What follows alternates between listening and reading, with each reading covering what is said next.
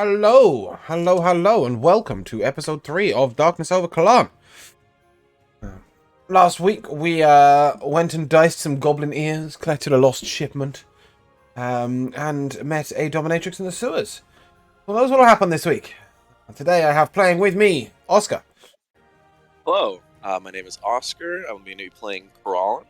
He is a high elf wizard of a unknown subclass as of now, or school. Yeah. I have Michaela. Hi, I'm Michaela. I'm playing Sonia Blackforge, the Dwarven Cleric. I have Tom. Hello, I'm Tom, and I'm playing Dane Rutsell, the druid of a subclass we'll probably find out today, so woo! Perhaps we will. Ooh. I have Jay. Hey, I'm Jay, and I'm playing Corn Swift Dancer, the Halfling Artificer. I have Hannah. Hi, I'm Hannah. I'm playing May, and she's a bard that's a shifter swift stride. And I have Josh. I'm Josh. I will be playing Nico Stormchaser, who is a Kalashtar barbarian, who would very much like to level up and get his subclass, please. Thank you. Cool. He'll be waiting weeks. So we begin our story in the house, or shack, or basement, in which Dane Rotso lives. And Dane, as you wake this morning, you find yourself waking from a strange dream. This dream was as if you were crawling through a forest that was beyond its time. You saw webbing from tree to tree. You saw wax and loam all over the ground. Fungus growing thicker than trees, all up the trees. The rot taking over the entire forest. As you woke up, you felt a slight smell in the air of also almost sickly sweet smell. Okay. As you look down at your arm, not only is there moss growing up your arm, but now, just every now and again, there's a small couple of mushrooms, couple of fungi moving up your arm. White mushrooms. you can actually pick one of these if you wish, as you scratch it yourself. And it breaks off quite easily. I wouldn't advise eating these, by the way. However, each one seems to give off a small puff of almost. It's not quite poison. It's certainly not poison to you, but it gives off a little puff of decay. Good. I'm glad to see I'm grossing Josh out completely. When you want to access your druid class features, you may utilize these mushrooms if you wish. Congratulations on becoming a druid of the spores. And Hey. with that, we shall then follow Dane. How does he feel when he notices this? What is his reaction? I mean, that is pretty weird. I mean, I have always been pretty weird, so I guess I'm trying to accept that it's part of my nature. So I'm a little freaked out, but not very much. I'll make some tea, some calming tea.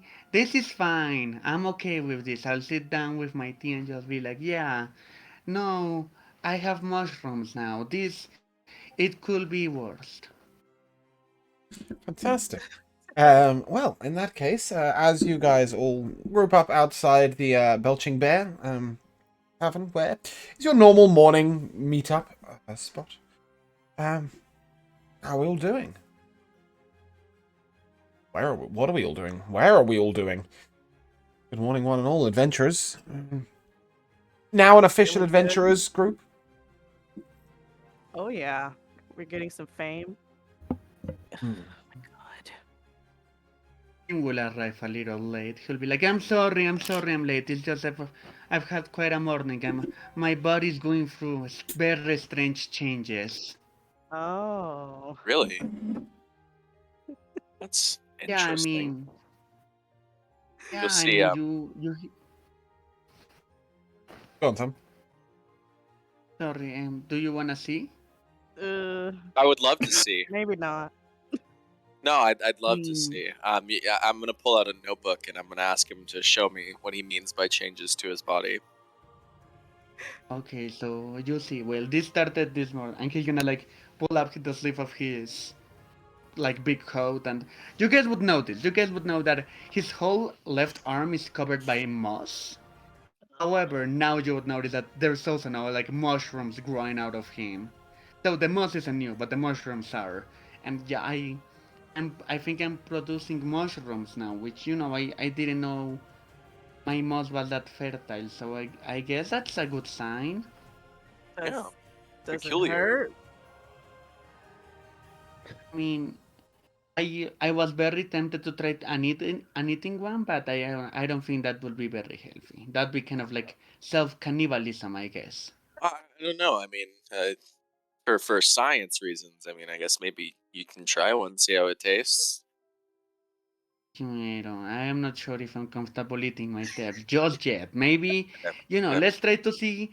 Let's just have a normal day, see if anything else weird happens, and Yeah. we'll see. Just from a complete meta standpoint, Tom, did you take the alternative class? You took the alternative mushrooms one, yeah? Cool. Yeah. Yeah, you have the halo of spores. Yeah, this is what you could use to the mushrooms for. Yeah. So as we go on, Tom, go on, Josh. Seeing this happen and seeing Kelaan take out a notebook and make notes, I'm going to take a very long, exaggerated drag of my cigarette. Kelaan, why don't you eat one of the mushrooms? I'm not really risking myself for this. Like you said, it could be poisonous, so I'm not really gonna go down that route. In all fairness, I don't think it's going to take any questioning this. As he takes a single mushroom off of his arm and he crushes it, it's sort of a little necromantic burst of decay comes out of it. Nobody would eat these. I'm not gonna eat that. Yeah. Yeah, they're going to do 1d4 necrotic damage on a failed save and half as much on a successful one. That's what Halo of Spores does. So, Ooh, please, my entire don't go health. munching. Yeah, exactly. However, the group find themselves together outside the tavern. Go on, Josh. What are you doing? Go on, Josh. Fine, keep going. No, I said you're outside the tavern. What are we doing? No, I was going to continue that conversation, but it's fine. Then do so. No, carry on. It's fine. I'm not in a hurry to move you on. I'm just saying this is where you're all there now. Go ahead. I was just going to say to Kelaan, where's your scientific curiosity? Did you see what happened to the spore?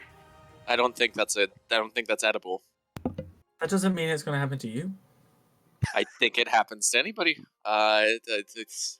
You see it get destroyed once. I'd imagine that's what happens every single time. My curiosity peaked, but it didn't peak at the level of me wanting to actually cause bodily harm to myself.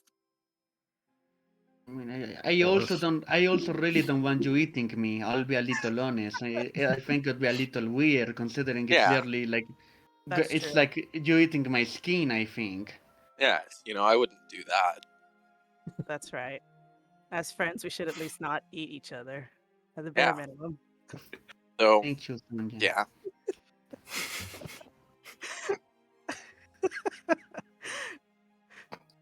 I'll put my notebook away. And I'll look at the group and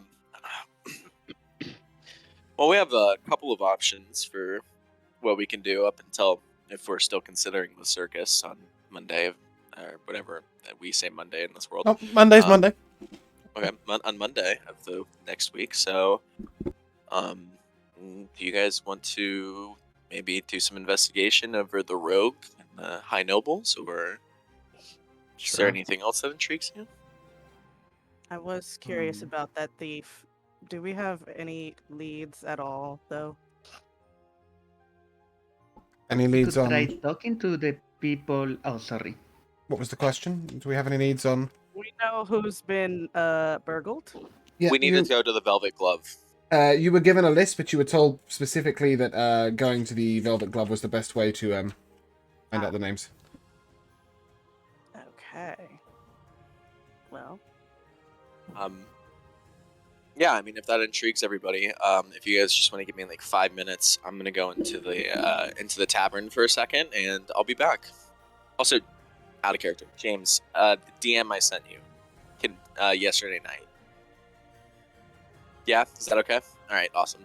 I'm still gonna do this anyway. If you guys are okay, just wait for me real quick. I'm gonna go inside the inn, and I'm gonna change into my more regal robes. oh.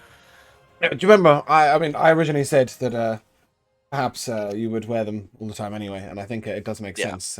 Yeah, I think he's basically you've seen him in his noble getup before, but as he wants to appear more important in general, he's just changing into his noble getup now. And then where were you guys heading? Were we headed to the Velvet Glove? Yeah. Okay. Oh. Okay.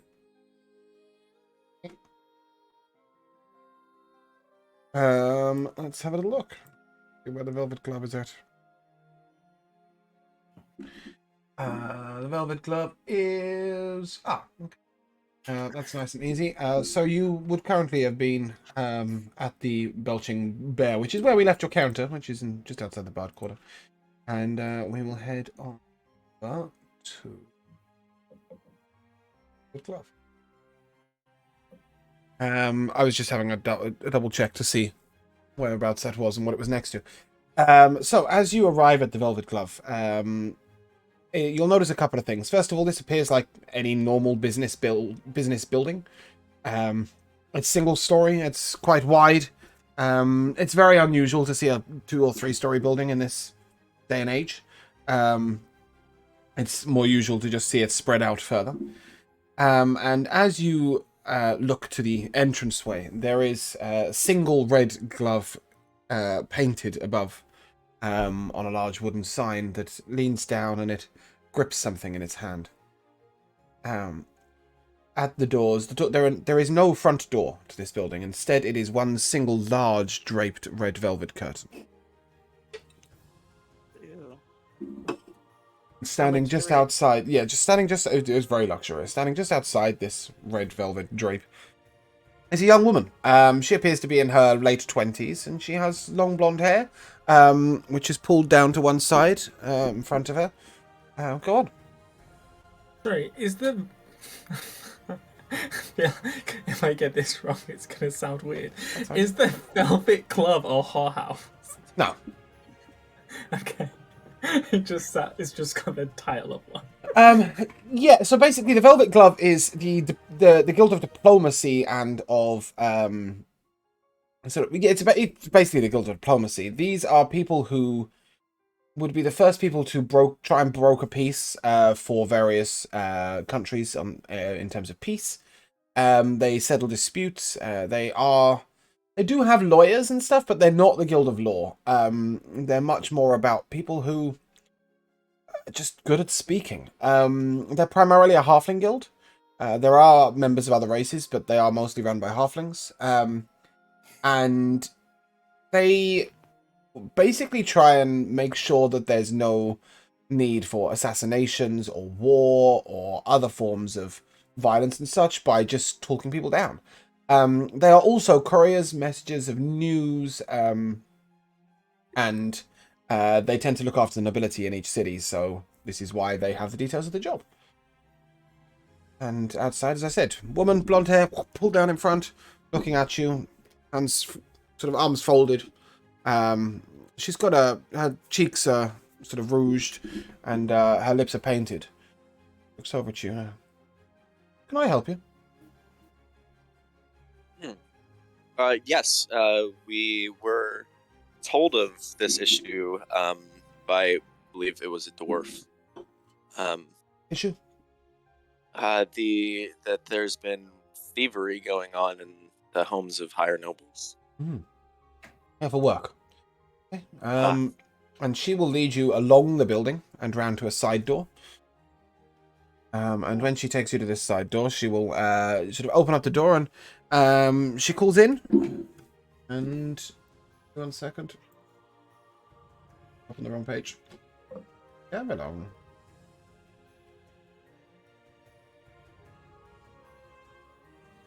And yeah, she messages over and Kelaan, please.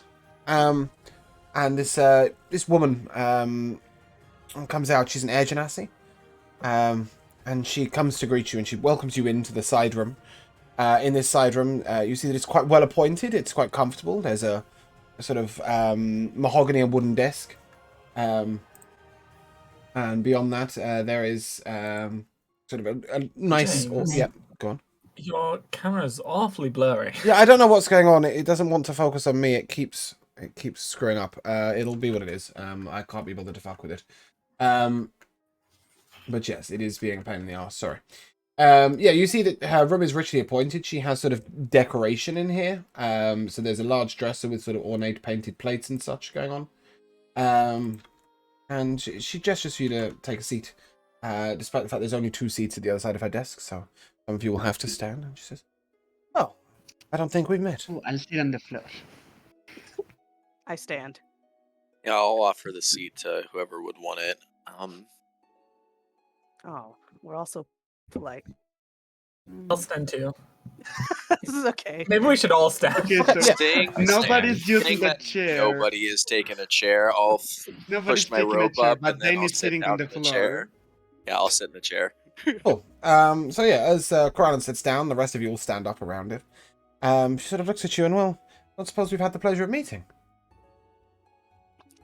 I'll I highly doubt it. I'll offer my hand like this, like I'm Kelaan. This is our party, the adventurers group of the name is 11, and we who might you be? I'm gonna as Krillin offers his hand out, I'm gonna slap it down. As he does it, she just sort of looks at him like, okay, that's a weird gesture.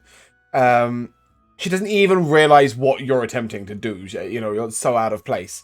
And she lets out this strange... how to explain it? As she raises a hand, it's like a little whistling noise moves towards the door. You can make an Arcana check if you wish, Kelaan, but Take a swing at it. pretty soon afterwards, somebody comes in with a bottle of chilled wine and 6 glasses. The 9, it doesn't matter. No, Wow. yeah, so you haven't got a clue what she's done. The person who comes in is a quite large set gentleman. He is human, and as you went to go to the Velvet Glove, you know that the majority of their leaders are halflings. However, you haven't seen a single halfling at this point. Maybe Kelaan is somewhat important, but you definitely realize that the rest of them seem to be servants. Anyway, chilled wine gets passed out, and she, oh, so you're here for work, I see. Did she answer the question of her name? Kelaan. Sorry. I don't know how to spell that, but I'll guess. I guess. Oh, thank you. Anyhow, yeah, we are here for work. We figured we could help you guys out with your issue in terms of helping find the thief. Well, I highly doubt that, but you're welcome to try. I would appreciate it. Unfortunately, the gentleman seems completely uncatchable. The city guard are after him, and various adventurous troops have attempted it.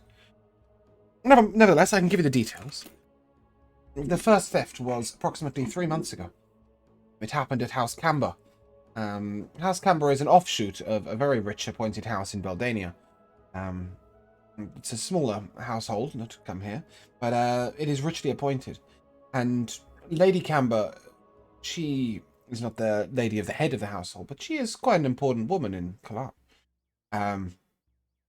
And she had this wonderful emerald necklace. It is said that within each emerald was a small bit of magic. Nothing major, just allowed her perhaps to maintain her beautiful appearance. She was devastated at the loss of this necklace. And in its place was this letter, and she takes out what's clearly a copy that she's made herself. And it says, My darling Lady Camber with eyes of sparkling green. Do hope that you will not find the loss of this necklace be too much to cope with, but in future perhaps we might spend one night under the stars together and make it worthwhile. Yours forever. And it is unsigned.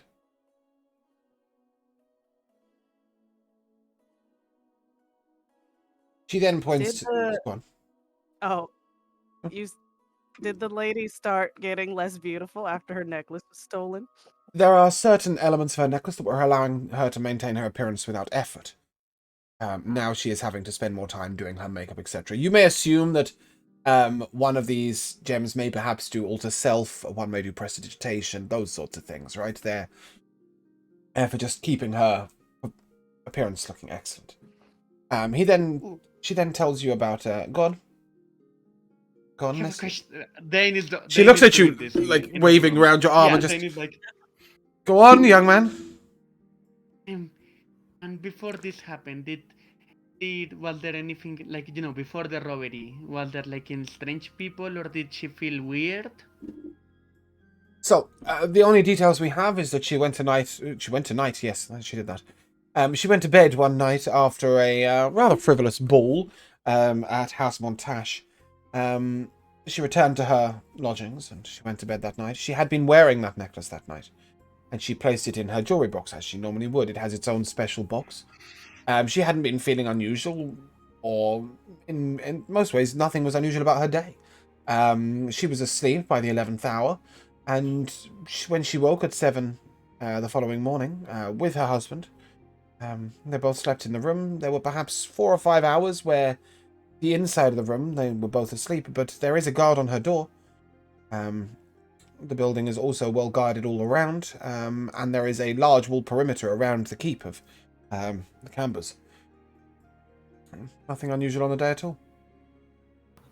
Hearing about what the properties are of the necklace, like what it does and stuff, I'm going to telepathically say to Kelaan, where exactly were you during the night of the thievery of this necklace?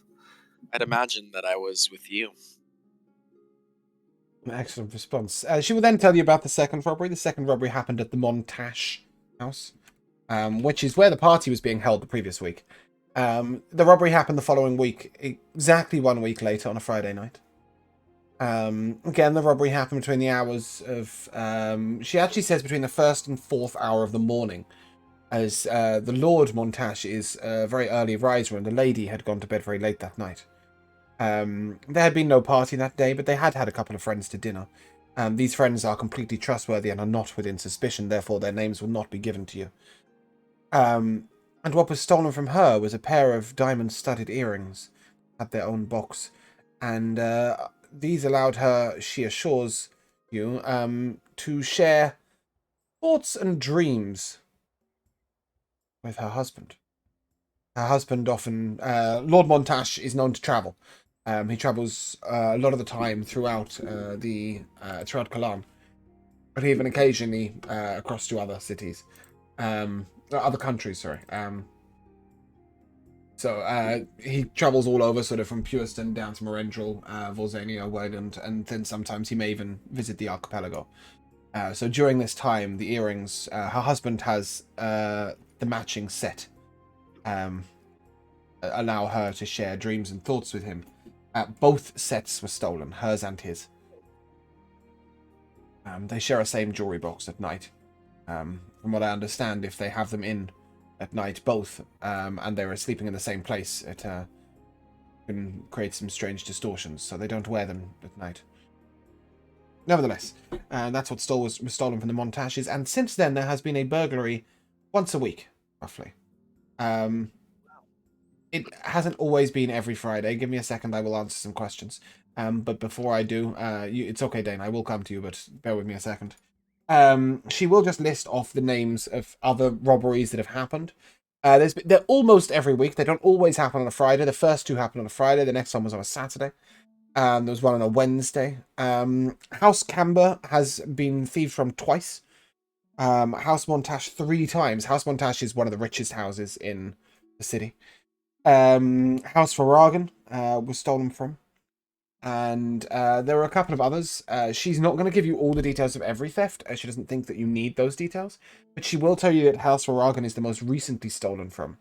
And that the ladies Camber, Montache, and Varagan are all available to be spoken with, as are the guards of that household, if you wish. But, she assures you, many people have been making these inquiries. She will also give you copies of the love letters that have been written. Yes. There is a love letter in place for every single theft there has been. Most of these just contain bad poetry. Think roses are red, violets are blue, etc. But some of them are a little bit more personal. They do mention, for example, the Lady Montache's beautiful tattoo at her hip. Whoa. They do mention the sleek black undergarments that she was wearing that night. One mentions the sister of Lady Camber, who disappeared from court 6 years ago with no trace. And they mention that she is a more stunning beauty than even her sister. A strange reference for somebody who disappeared 6 years ago. So you would assume that either the robber knows them intimately, or has perhaps learnt intimate secrets of these ladies. I could imagine that a peek underneath the dress while going to steal would account for 2 of the 3 things there. Night dress, sort of at the time. Okay, so I will tell you that also there are certain details that would not be revealed in this way. Sort of the way it's described, the way she talks in her sleep. Again, she could have watched her at night. That's okay. But Lady Varagan's, the way she holds her breakfast coffee cup is described. The poetry she writes to herself in her journal is described. These are intimate secrets of every single one of them. So I'd imagine that it's somebody that's close to these people who has intimate knowledge or an ability to get into their... Or potentially somebody who has access to others who have intimate knowledge, is what the Lady Kian will tell you. She suggests that their current suspicions lie in... they think that the robber is also an excellent spy, or perhaps has access to a household of spies. And she casts a small amount of suspicion here on the Bard's College, but, well, And that's for you to decide whether to follow up or not. I do have another question. Yep, we'll go to Dane first. Was all the jewelry magical? Because the two examples you gave us were magical. Were Every they piece all of magical or jewelry only was two? expensive. Most had some small magics or enchantments. Nothing had a major enchantment on it, but some had some small magics and enchantments, but not all of them. Some of them were just very sentimental pieces. For example, the Lady Varagan, the second time, had a ring stolen from her, which was a anniversary gift from her husband. It didn't do anything special. It was just beautiful. That is one important fact, actually. The Lady Varagan's ring that was stolen 2 weeks ago, she was wearing when she went to bed. It was stolen from her finger. Okay, Was that the and I last do have theft? another. No, it was the second to last theft. The last theft was at Lady Montash's house. Lady Montash had a necklace stolen that was given to her by her daughter.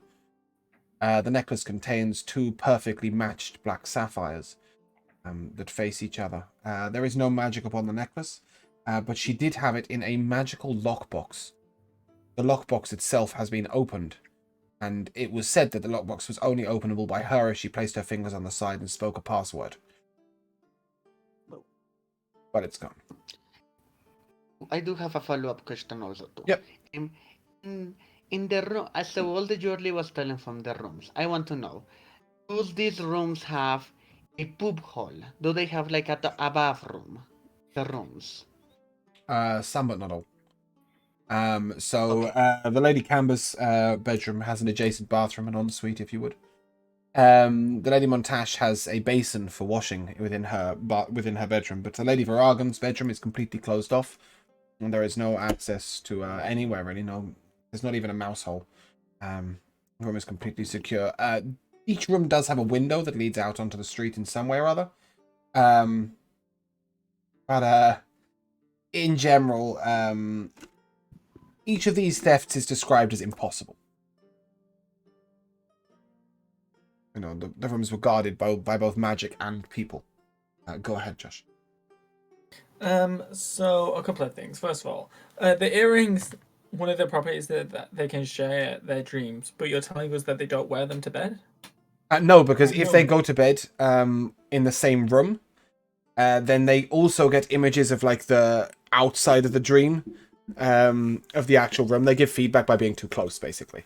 Sure, I'm but gonna- one's on holiday, right? No, that night they were both in the same room, which is why both sets of earrings were in the box. Both sets were taken. Yeah, both sets were taken, his and hers. Okay, and then I don't know if I should say this because it's very metagaming, because I know your world, but surely there is no real point in stealing these items because they're attuned to people. No, far from it. These pieces of jewelry are still incredibly expensive as pieces of jewelry would go. The necklace, the emerald necklace, you would assume is not attuned to in any way. It is not bound to the lady. So it could be used by somebody else. But the earrings are most definitely bound to the lady and lord. Okay. So yeah, you are indeed correct that some of these magics are completely useless to the robber.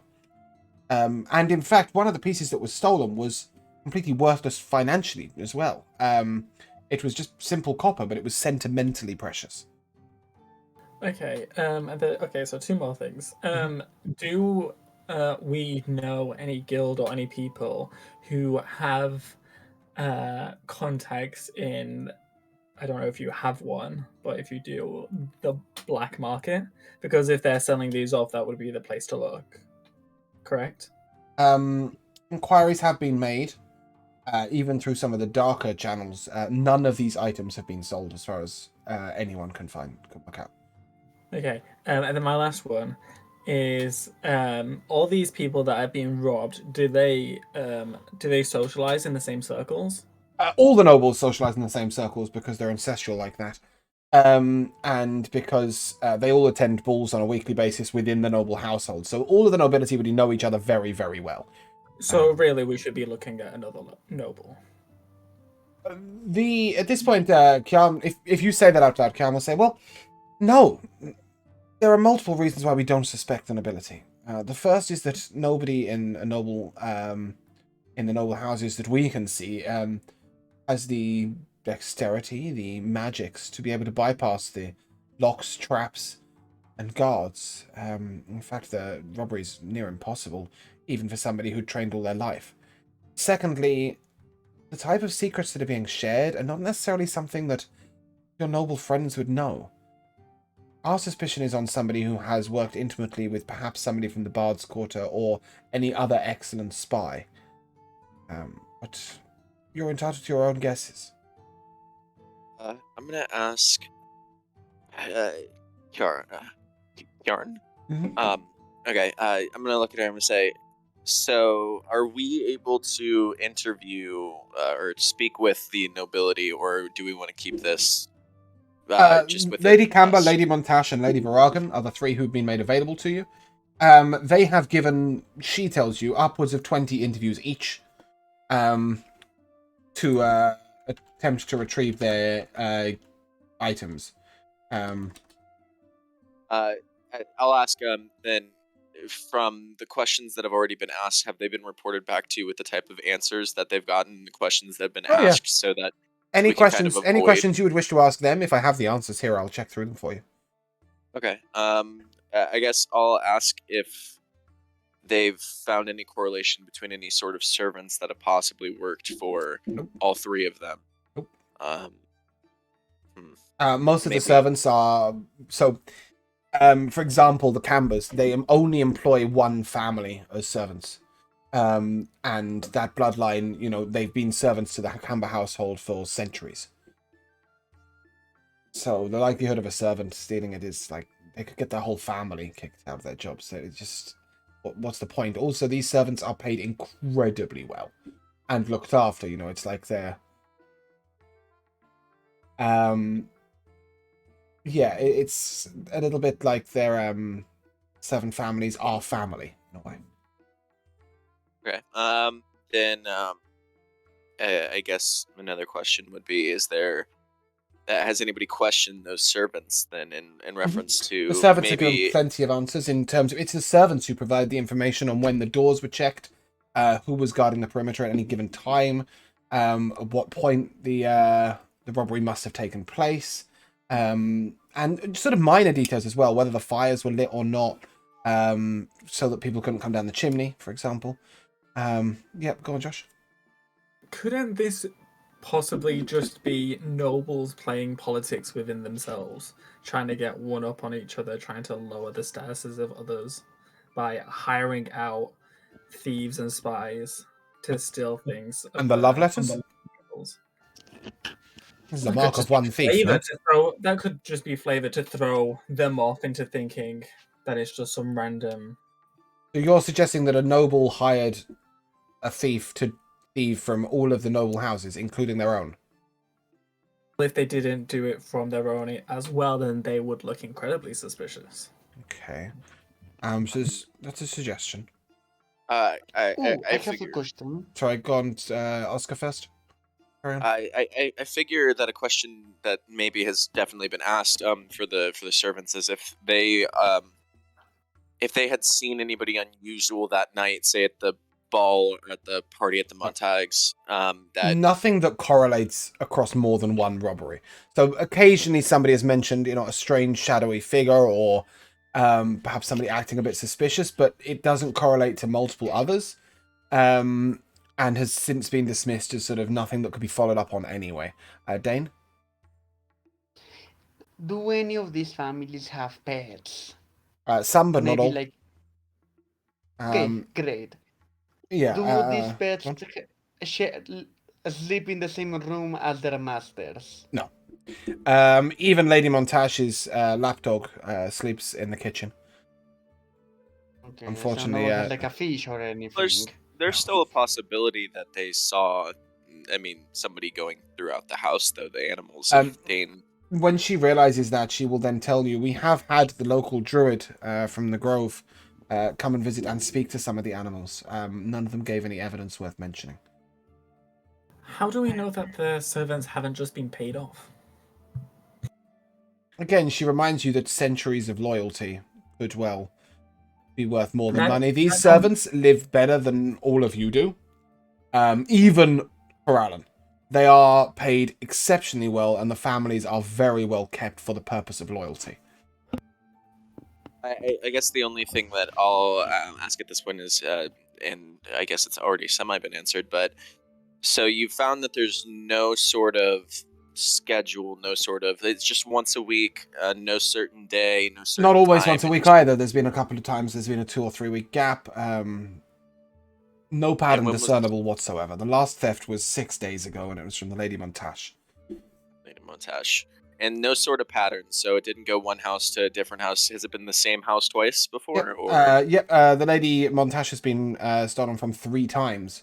And Well, I meant like in a row, not like no, at no point like has it been 2 in a row, but that it might just be by the fact that there's 14 noble houses. But only 3 of them have been stolen No, from. no, or 14 all- have been stolen from, but they're only making available to you 3 the women to interview, because obviously otherwise they would be being harassed by every adventure group that comes through town. I guess the only thing that I could offer is maybe that we as a group should go to the most recent, which would be the Montags. I want to say Montags anyway, could go there and maybe do some sort of investigation if the Lady Montag's okay with it, for us to investigate into the room, maybe check for any sort of arcana, anything that could have happened within the room, any disarming, anything around those lines. Yep. If everybody is.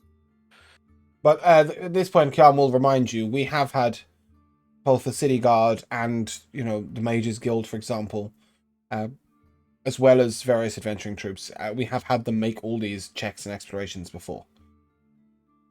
I mean, a different set of eyes never hurt. No, that's why they're willing to give you the job. Well, But yeah, there is really no there's no really glaring leads at this point. So I guess doing even repeated investigation of something that's already been looked at wouldn't hurt, really. And not to mention the prize money for finding the thief is, well, glorious. What has come up from the other guilds and adventurer teams Blanks. looking into it? Blanks. No sign of any disturbance, no sign of any magic used, not even a sign that the window has been unlocked. Every time that the burglar has left, the only trace of the burglary is the missing item and the letter. How do we know that this is not just a game that the nobles are playing for drama because they're bored? I mean, that is a possibility, but I don't know. That would be a pretty weird game.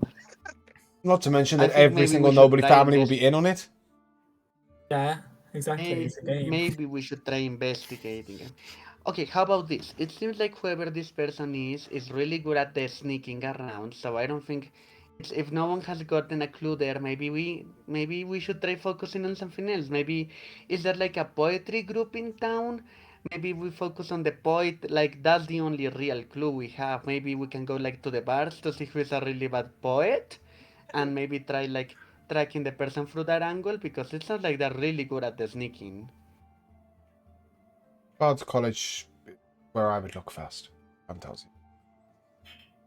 Not only might you find your bad poet, but you may also find various people who have intimate knowledge of multiple nobles. The Bard's College is not just a group of tale-tellers, they're also a group of spies. They collect information. That's what bards do. Do we know if the nobles have any enemies? Do you mean an enemy of all the nobles as a whole, or do you mean do any of the specific nobles have enemies? I guess as a group, right? They're targeting all of them. Yeah, no, nobody specifically would be an enemy of all the nobles as a whole. That just isn't really a thing. I mean, there are lots and lots of people who hate nobles, period. These could be people who live in poverty on the streets, for example, and see the rich nobles living their fanciful lives. These could be Kelaan. But you know, there are no people that come to mind of specific note that are enemies of the nobles as such. The handwriting on the love letters, is it clearly the same person writing them? When you look at this handwriting, it is exact print. And she explains to you that this is not a written hand, but instead is magically written. Could I take any gander at that then? You can have a look, but it will do exactly the same as if you were to use the same arcane quill to write. Okay. It's just And that's a just spell. off of my base knowledge with no rolls or Yeah, anything? you would know Okay. that 100%. It's just arcane quill. Yeah. So we're looking for an arcane trickster. Well, we're Quite looking possibly. for... Yeah, I mean, I guess my assumption is if it's an arcane quill, I mean, I don't know the availability of that in the market or what type of If people you would went have to them in any their life. scribe's house, they would have wizards who use arcane quill to write stuff. You could easily hire somebody for relatively cheap to write messages. Okay, understood. So it's I guess that's two leads then. I would say that the thing to me that stands out then at this point is the two things that we should do that I'm assuming other people have already done at this point would be going to check with mages or scribing guild to see if anybody had hired them for writing those notes, and also to go to the Bard's College and see if anybody had heard anything.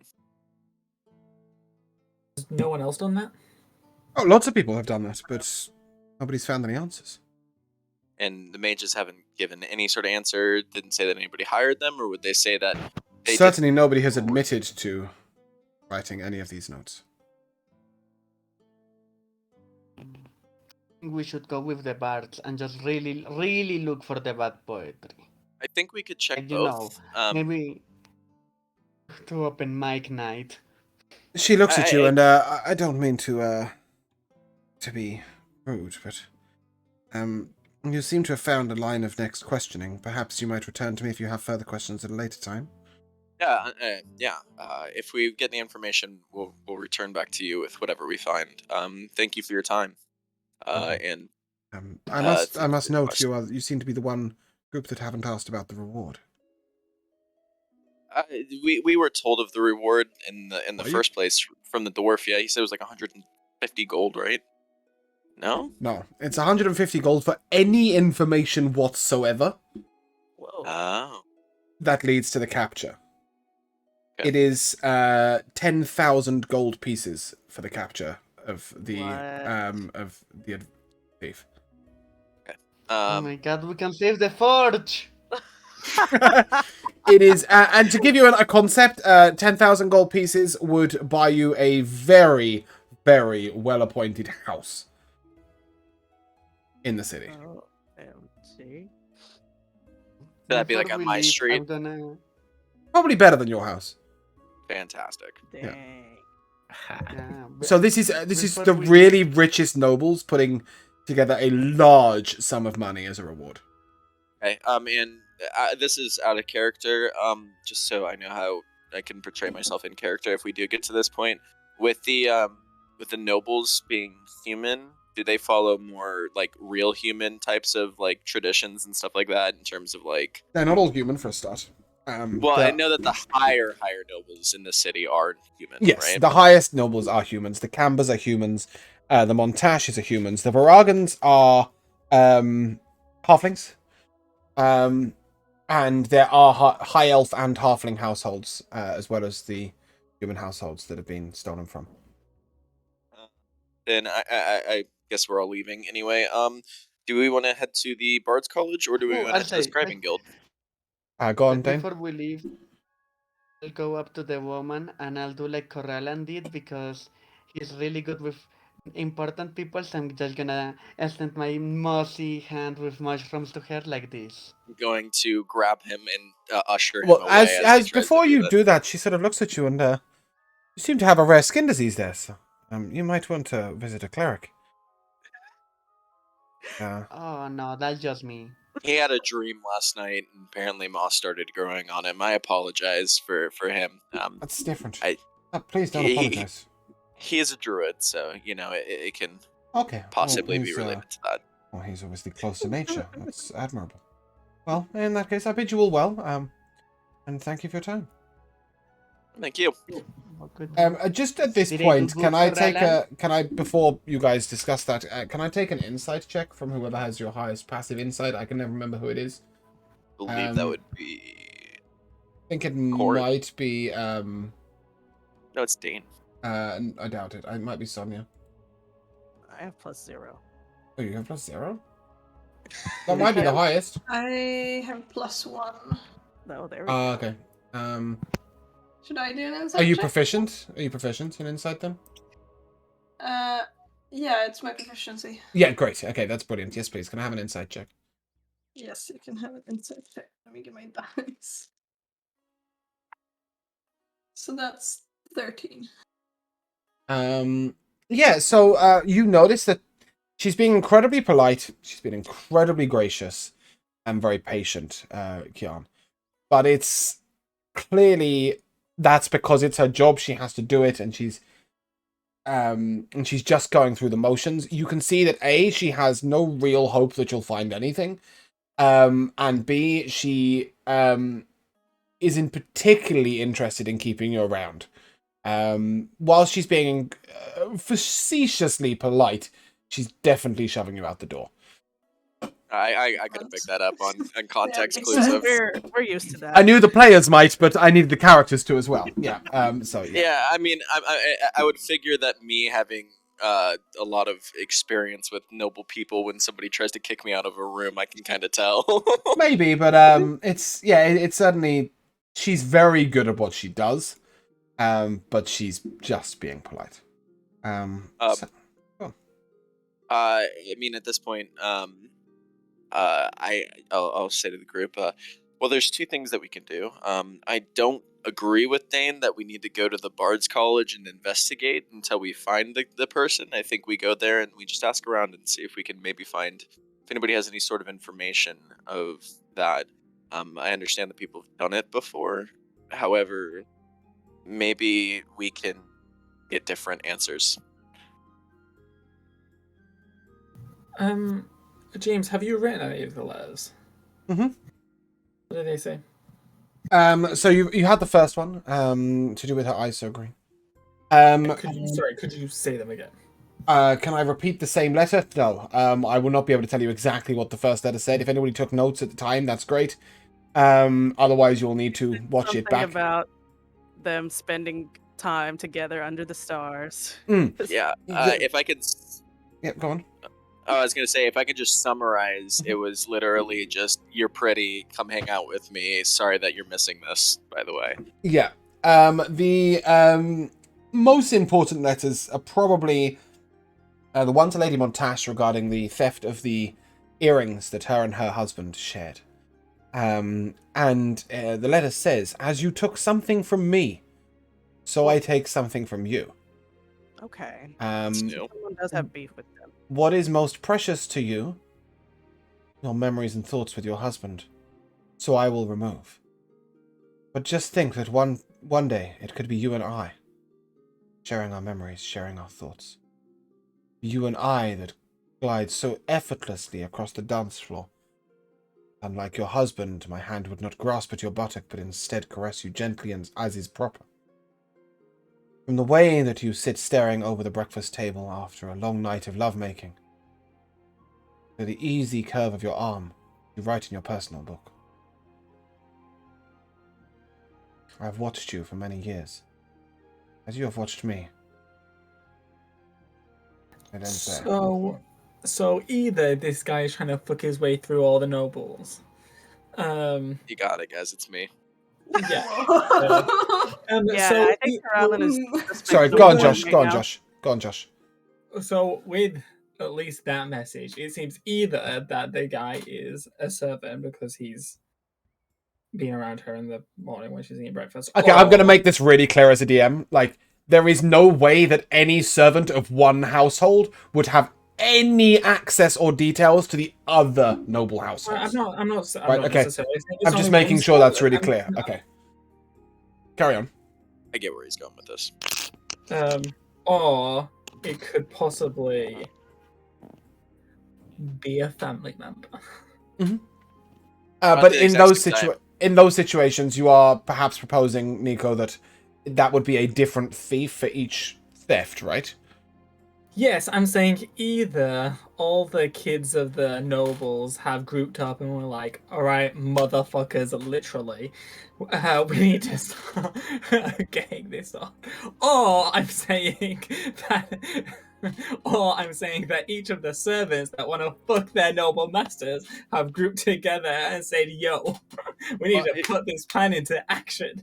my thought process would be That's that why. the servants themselves wouldn't do it unless there was somebody willing to give enough money to equate to the amount of pay that they get, which means they could be hired, but that'd be for a fuck ton of money.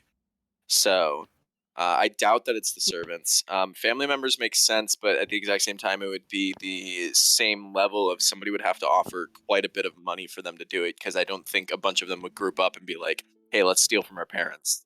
So I don't know. If you had have asked Alan. Kian, sorry, a couple of things. I'm going to give you one more letter because it's relevant.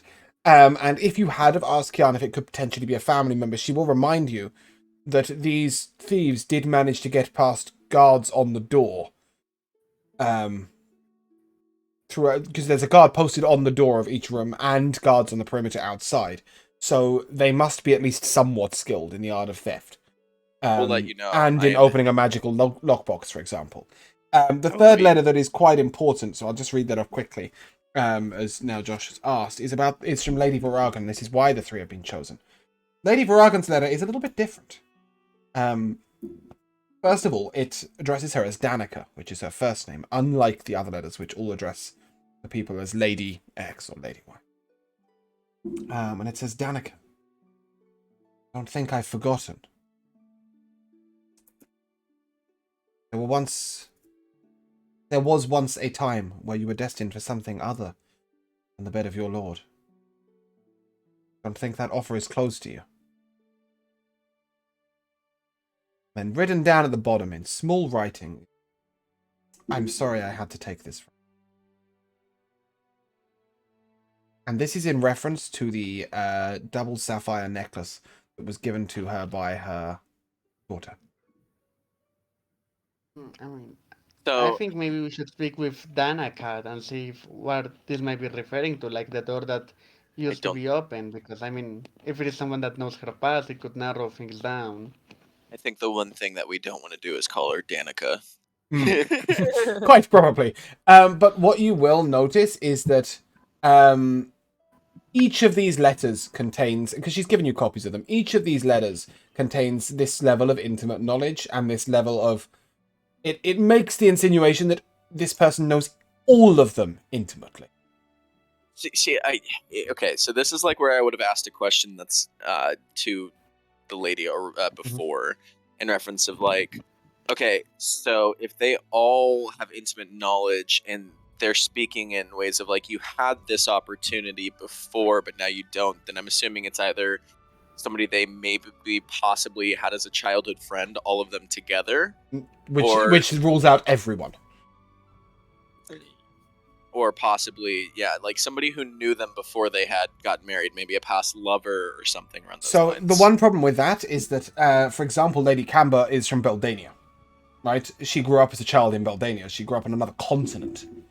The Lady Montash and Varagan, sure, they were both nobles already within the household. Lady Montash is actually a Varagan. She was born into the Varagan household. She married into House Montash. But then there are others who were, from different countries around Kelaan. They didn't even grow up as friends. Like a lot, got to remember, it's the Lord that's the bloodline. Yeah. Yeah.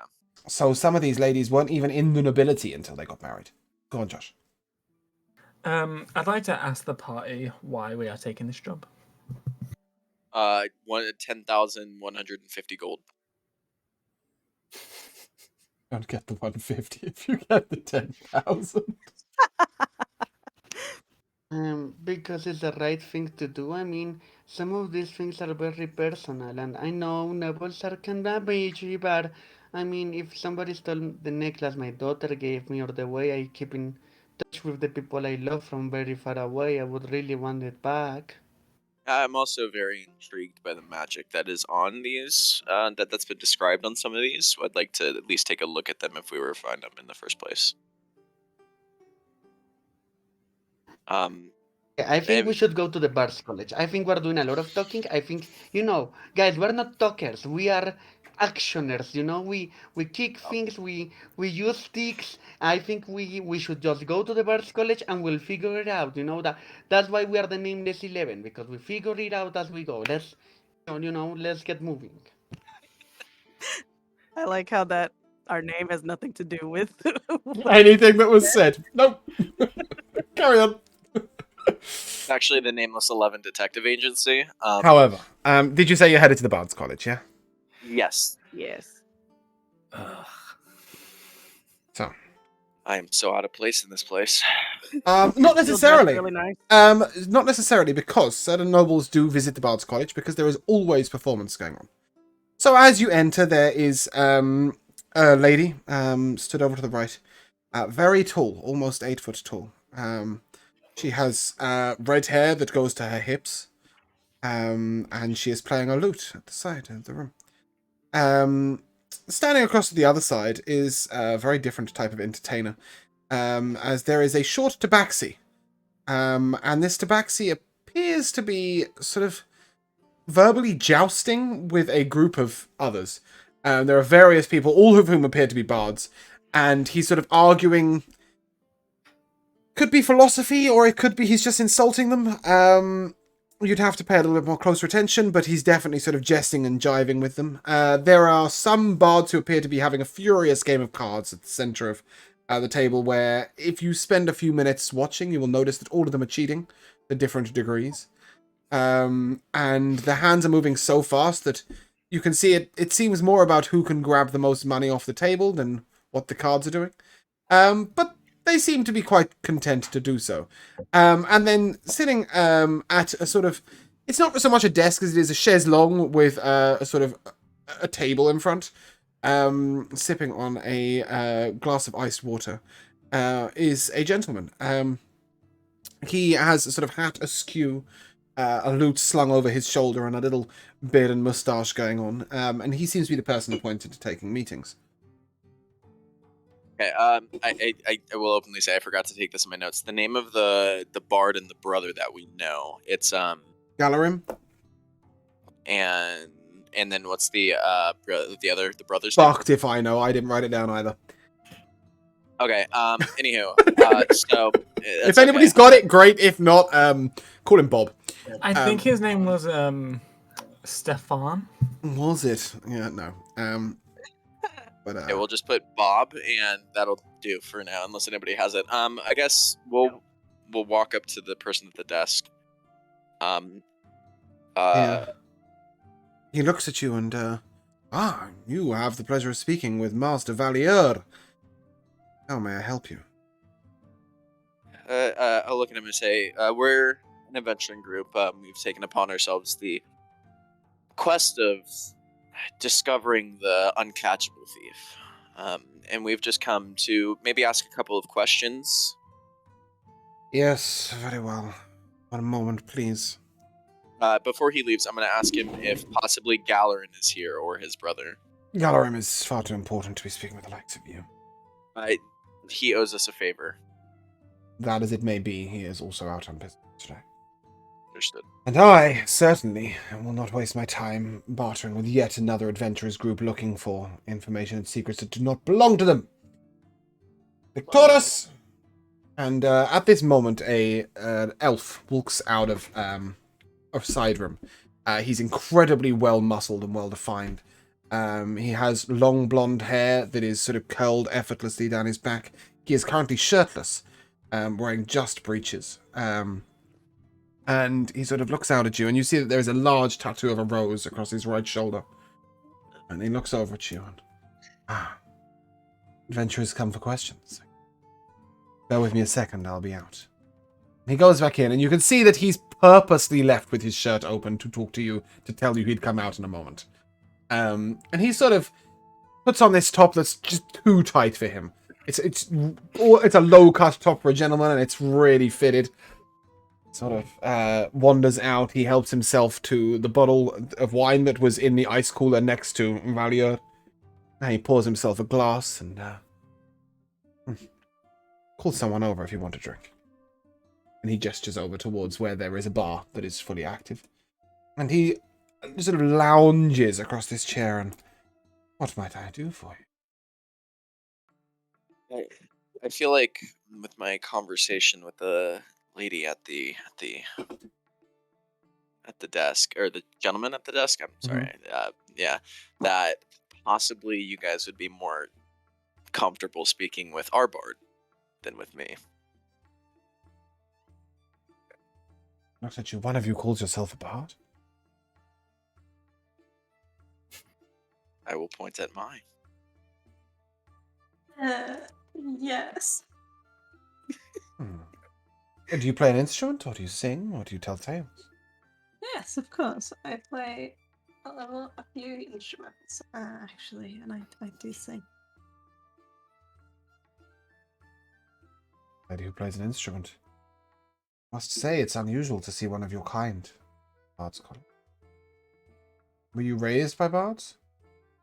Yes, my parents are well known. Oh. I thought that I might know where you had come from. Oh, that is of most interest. So tell me, what is it that you've come to? We have come to get information. Of course you have. That is why you speak to Victorious. Well, there's a secret worth knowing in the city. Victorious knows it. I'm sorry, his name's Victorious. Yeah. I love this guy. I like that. Sometimes you gotta let it shine. You know? So tell me. I love that. It's funny. What is it that you want to know? Any information at all about whoever's been roughhousing with the nobles? Oh, how poor. Thievery. Yes, lovely love letters that were left in place when stolen. How many times? I mean, lovely, they were pretty bad. But, so, you want to know who might have the knowledge of, so intimately, of all of these, nobles? Is that what you're getting at? Arrest me. I do. Okay. So does the lady over there. He gestures towards the lady with the long red hair. Bang the note. So even does our rather dense friend Valier. Just towards the person you so spoke to. Anyone at the Bard's College has the secrets of the nobles. And as me, the number of letters we've stolen, love letters, the number of different members of us who have been taken home to the ladies' home for a night, sleep with them, come back for assignation with various information. Ladies at the courtesan house, and he gestures towards a building that is attached to the Bard's College. And gentlemen of the courtesan house will have had intimate knowledge, truly intimate knowledge of all of the nobles. Information like that is free game to anybody that wants it. Wonderful. And he looks at Kelaan, and I could tell you how your mother clasps your father's hand as he sleeps. For example. Make me a Are they thief. really secrets if everyone knows them? Indeed. You know why they're secrets? Because secrets hold power. The nobles do not want this information shared. Therefore, it is still a secret even if it is well known to most of us. Because it holds power over the nobles. What power does it hold knowing what Karalin's mummy and daddy do? Oh, I mean, look at their son. one might use the information as leverage against the father. Pretend to have had an affair with her, perhaps? All power. Pride myself on keeping them. Yeah, I'm just kind of listening, but you'll definitely see that my character is taken aback by a lot of the things that he's saying about my mother and father. Well, I mean, he'll gladly fill you in on the same information on any of the nobles, but he's sort of, the point he makes to you repetitively is that these are secrets that are easily shared between the bards and the courtesans, but they're not known to the most of nobles. He's pointing you in a different direction. He's saying that certainly he has sold none of these secrets to any singular person. So no person would have come and been able to get all the information for the thefts from him.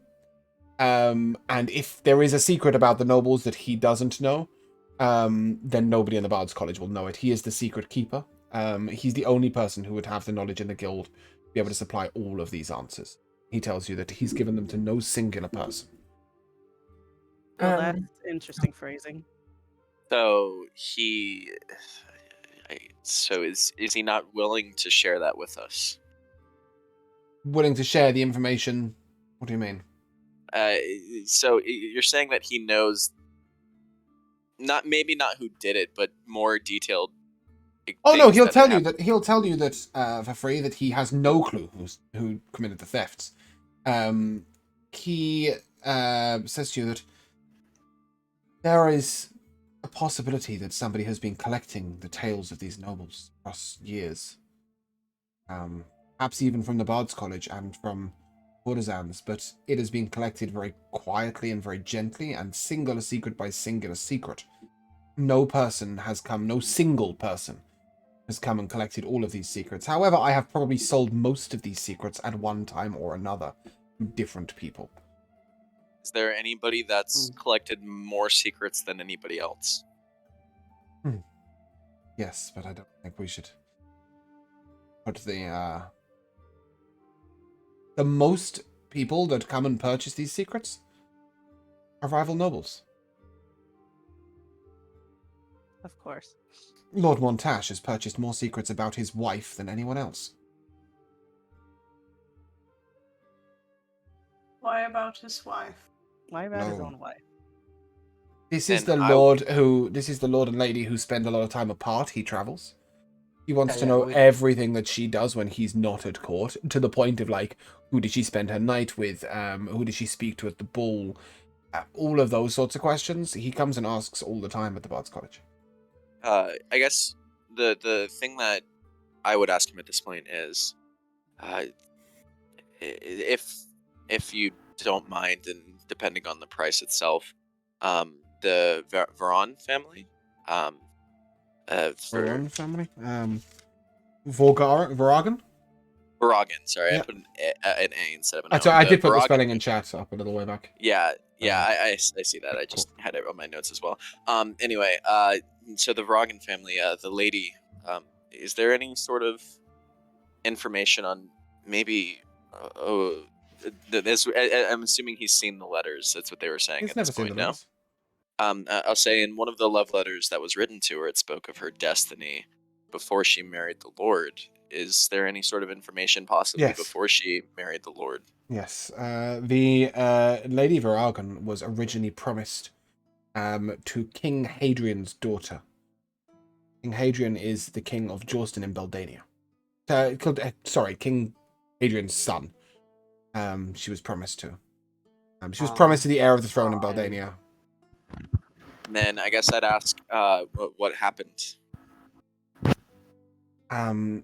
She took ill. She didn't want to travel across the seas. The marriage promise fell apart, as she did not reach the betrothal celebrations. She didn't want to travel overseas, and a couple of years later, she married Lord Varagan instead. Lady Varagan was one of the foremost beauties of the land. She was born to a non-noble family. She's an elf. And she was born in the Glovendale to two elves, but found the call of the city life came towards her. She walked in, began to turn up to noble parties on her own accord. I guess I'll say. So just to finish that thought, bear in mind she would have walked into the city approximately the age of 100. She didn't come in as a youngster. Make that clear. I guess I'll... Go on, Josh. Do you mind if I smoke in here? No, please, go ahead. And he will sort of lean over to a table and he will take a pipe and pack it. And... Indeed, smoke helps clear the mind. there any candles in the area? No. Any sort of flame or anything whatsoever? There's continual flames upon the wall, but they won't be a source of flame. Why? What are you looking to do? Oh, I was gonna light the pipe for him. Oh, no. He's, you will see that actually he didn't need to light this pipe at all. It may have lit itself. Interesting. Unless anybody else has questions on the Varagans. If anybody doesn't have any questions on the Varagans, then I was gonna ask a question about the Montages. Are Questions they from nice people? who? The Varagans? Yeah. Someone you see him. Lady Varagan is beauty, but she's not a warm-hearted woman. The Lord Varagan is a gentle soul. He's a little older than the lady in appearance, though much younger in years. Cares greatly for his wife, but does not always return the love. One of those truly Good to know. tragic, Thank you noble very much. tales. He treats the servants very well, but she does not.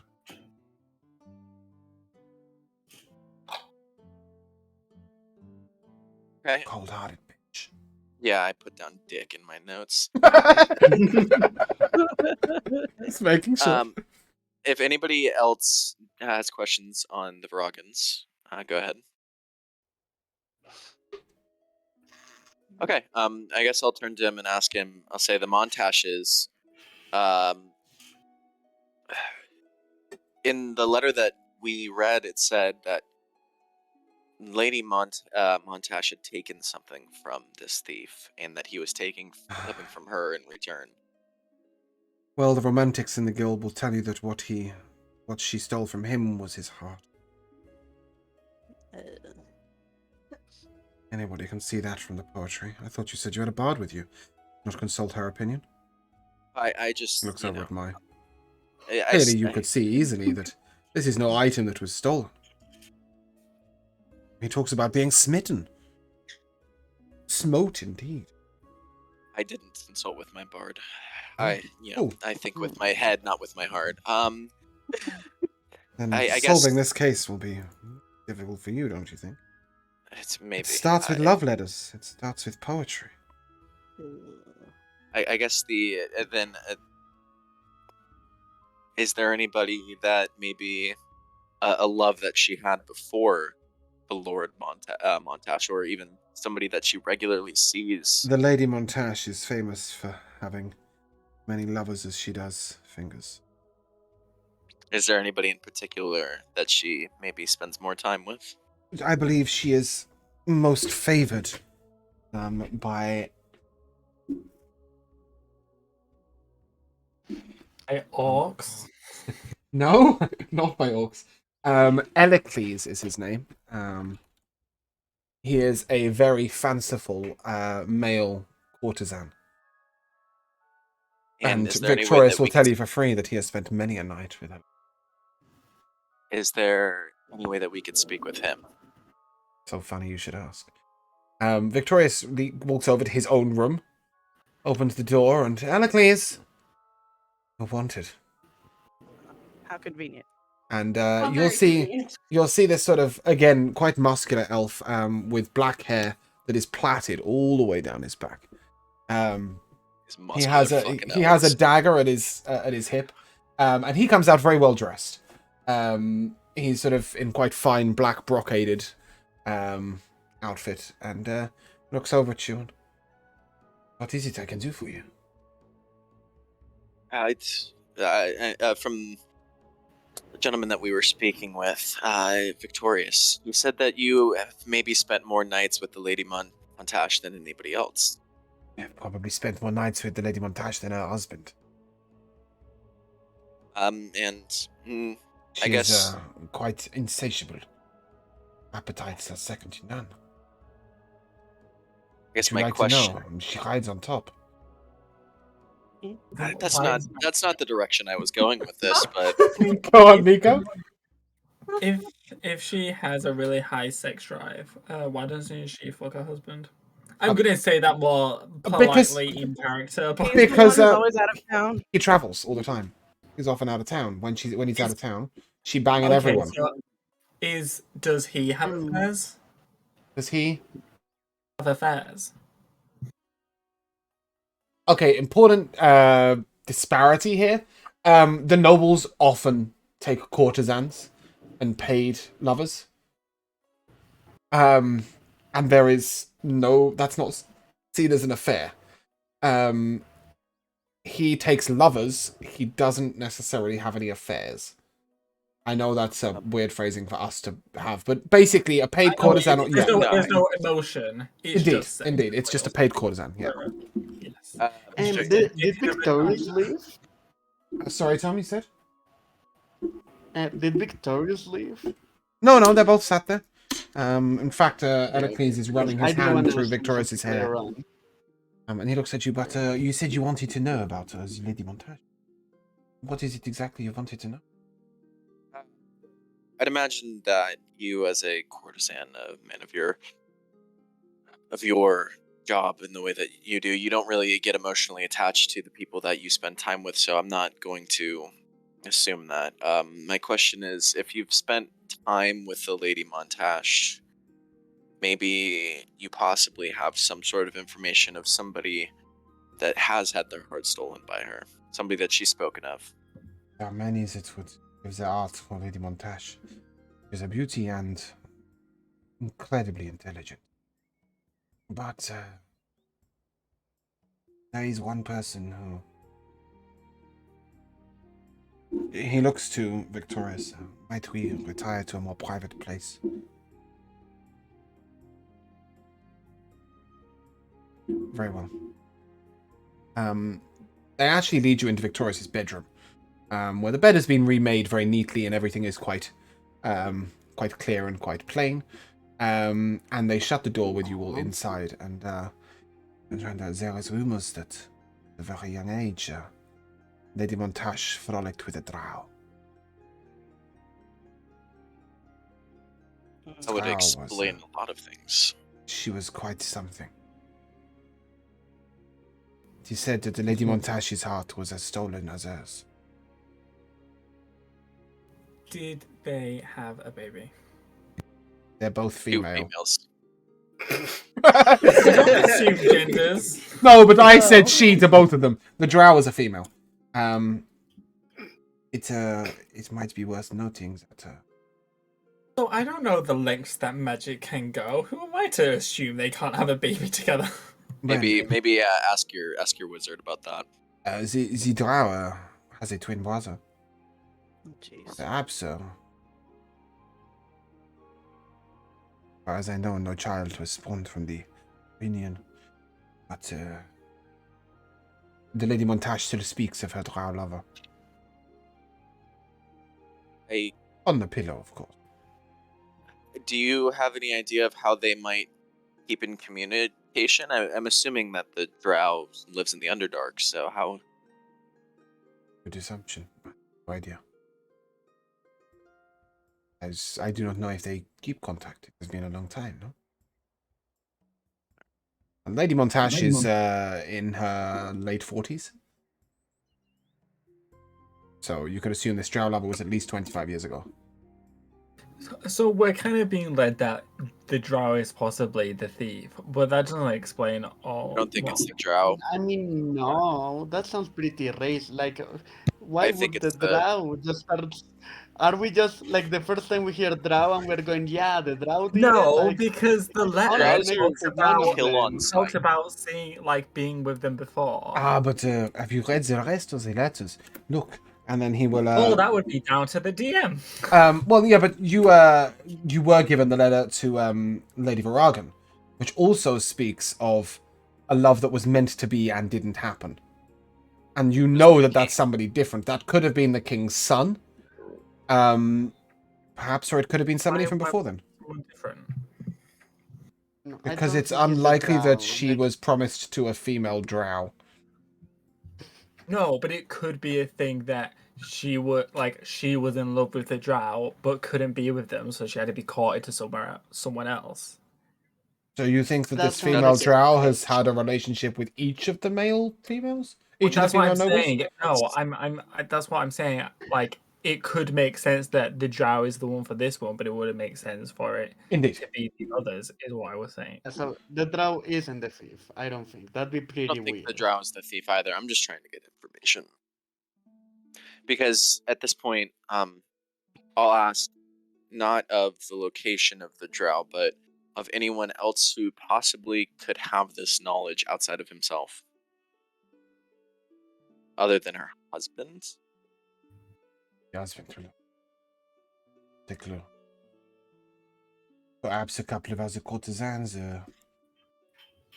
I don't know. Friend or two. Lady Montage, she's in the habit of sharing her secrets, but she is not in the habit of telling me who she talks to. And I guess, and then I'll ask, if there's any certain courtesans that maybe these three ladies in specific, the Montages, the Viragans. For this, he just simply takes a bow. And then... Oh, okay. And so you're the favored courtesan by all three, then? I think 3 is selling it a little short, don't you? All 14? Oh, of course. The ladies, they like a man with experience. But Oh, I understand. He's pretty it- hot. in realism, there is a few of us who, at the courtesan house, who are known to share our times with the noble ladies. We know how to not ask questions, and to listen to their stories and their sobbing and their secrets, and gossip. No, my claim to fame is that I was in the bedroom when the Lady Montage left her second. Do you see anything?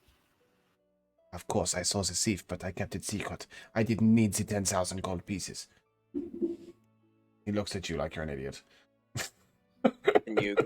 Can you describe the person that you saw for us? No, he's being He was being sarcastic. sarcastic. The point is, Oh. he It was he would be sarcasm. just as happy with the 10,000 gold pieces as Oh, you yeah. would. If he knew anything, he would have said it. So he slept through it as well. No, we did not sleep that night. So if you At all? guys weren't Oh. sleeping that night and you were in the bedroom, We I were a was- little distracted, but we were not asleep. Goodness Which me, no. You even- don't think I get paid to sleep, do you? so Even they in the- managed to steal it from the room while you were both awake, doing the nasty. That is, yeah. Interesting. That has to be some Can I very ask him high-level something? magic. Yes, Dan, go on. Victorious, so you know everything about everyone, and basically sounds like the secret thing is, it's kind of not in us anywhere. What about the poetry? I mean, it's a very particular style. Can you think of anybody? Isn't it who awful? has any? Yeah, it's terrible poetry. Yeah, Well, think, there are many like, bad maybe poets here at the Bard's College, dare I say.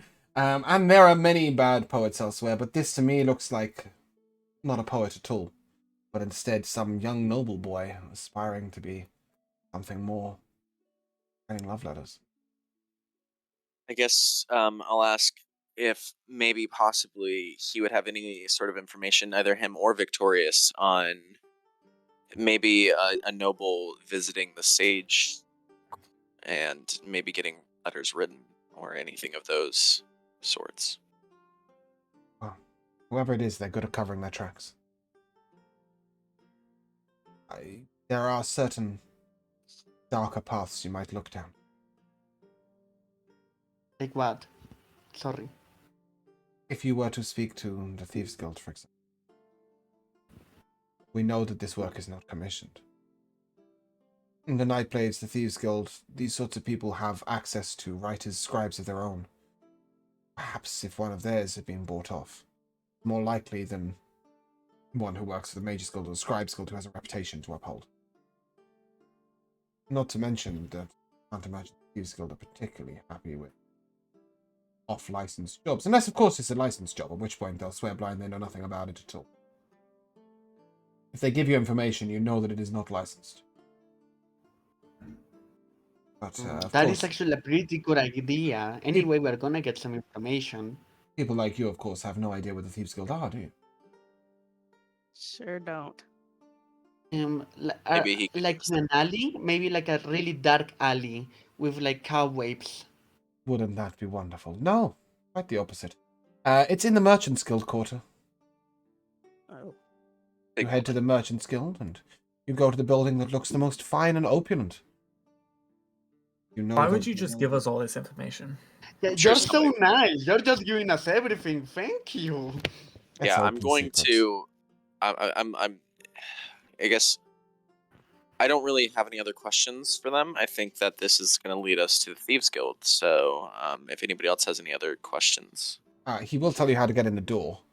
As that might be relevant. When you go to the most richly appointed house, you simply ask for a glass of chilled red wine. Ed.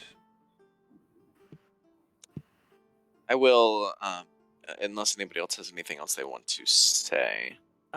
Did the letters to the other ladies all also reference like a past love?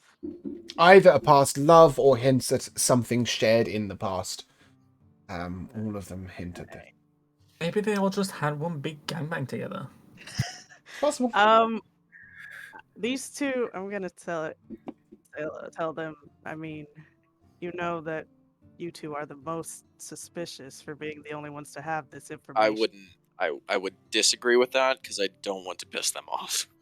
No, Victorious looks at you, and as I said, I told you to arrest me, did I not? I But don't of remember course, that, but you're not guards, are you? But adventurous. But you're so nice. I like you very much. I don't want to see you in jail. Can you please not be the thief? Yeah, I mean, I'll just. I mean, there's nothing really that I feel like they can give us now, and I don't think they're guilty of anything. All they had was information, and at that, they didn't have the information that we truly needed. They only helped us on our way. I feel like there's nothing that we should be accusing them of. I still think it's suspicious they give us all this information for Yeah, I'm not nothing. necessarily accusing them. I'm just saying they must know that they are the prime suspects. I'm sure Oh, they they do. do. Shouldn't be. Okay. No. You The know city who guard would be actually suspicious? arrested Elicles when they first discovered the love letters. Okay. He was questioned quite vigorously. By the way, James, I would like to say that to them. Like, Mm-hmm. why are they giving us all this information? Okay, for yeah, nothing? I was going to answer the question in character, but I think something else happened. Victorious turns around to you and, well, in terms of the information, we've been instructed to answer all questions honestly regarding the investigation for to find this thief. In terms of the more personal knowledge, well, let's just say that I have a disdain for nobles. Sharing their secrets makes me happy. In terms of my friend here, and sort of Elicles shuffles his head to the side, perhaps he talks more than is good for him. I'll kind of look of like why you fucking hate nobles in my face, kind of like whatever, you know. But I really feel like I'm gonna overpay here, but I don't really care. I'm going to at this point pull a gold piece out of my pouch and I'll drop it on the table and I'll thank them for their information. He looks at you very strangely. Thank you, I guess, but I'm. He looks over to Elicles and goes, "I'm no whore. It was for the information, we were not for- instructed to answer your questions." Well, I'm saying the more personal questions that you didn't have to answer. Very well. I thought he was a whore. No, he No, pointed, Victoria he is- gestured towards the courtesan, and then said that he was no whore, but the courtesan, well, obviously is. So, you know, Isn't don't pay me for dirty laundry, you should be paying the whore, is what he's saying. Yeah, I'll just Go put on, it on the Dave. table. I'm not. It's not a. Go on, Tom. What about the really mean guy with the very suspicious looking mustache who, at the entrance, any chance he is the thief? He was really... Master Valier? I didn't like. I somewhat doubt it. I don't Yeah. see him skulking across roofs, ducking in windows. Master Valier is just a self-important prig. Okay, yeah, so he sucks. You agree with me. You see, we are friends. Yeah. So I mean, I'll leave the piece on the table, and I'll say for whoever wants it, thank you for the more personal information that you provided us. Unless anybody else has anything else they want to speak on, I think we should head towards the Thieves Guild. Are you all leaving happily? Yes. Yeah. Okay, as you exit the Bard's College, suddenly all around the group of you, it goes black. Great. Oh, come on. Why did the skip not work? Let me just fix my my noises. Guys, I'm going blind. I'm going blind. Stop. It's the I got a nat mushrooms. one I think it's perception. the mushrooms. So, it immediately goes black around you all. Please just skip. Thank you. And I will ask you to roll initiative, please. Oh, jeez. Oh. Is this right outside the Bard's College? It's main character. Okay. Yeah, right outside the Birds College. Wow, that's some beautiful rolls out of all of us, guys. Hey. Fantastic. Ooh, I was Hey, almost a Sonia. 1. It was almost a 1. Woo. Okay, none of them have come through, so... Oh, I didn't click the run button, sorry. Can I have your initiatives, please? 9. Hold on, sorry. That's why it doesn't come through. Set it up for the wrong party. Yeah, we'll just roll again. I don't mind if you roll Oh, again, okay. or if you give me a roll. It doesn't really matter to me. Okay, Just I'll- wait. Okay. Oh, just wait. It's a much better one. Tell us when you're ready. Okay, so Nico, I've got a 20. Brandon, I've got a 9. Maya, I've got a 17. Dane, I've got a 16. Corin, Yeah. I've got a 14. Is that correct? Or 15? 15, sorry. Yeah. And Sonia? 18. 18. Okay.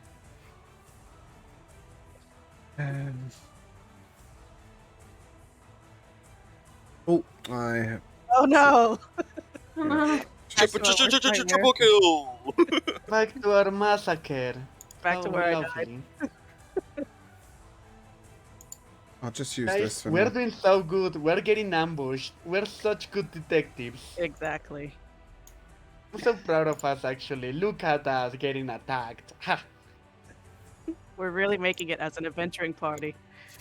Getting ambushed in broad daylight. Well, dark. Yeah. Darkness. Okay. So a darkness surrounds you all. Nico, it's your turn. This darkness appears to be magical in nature.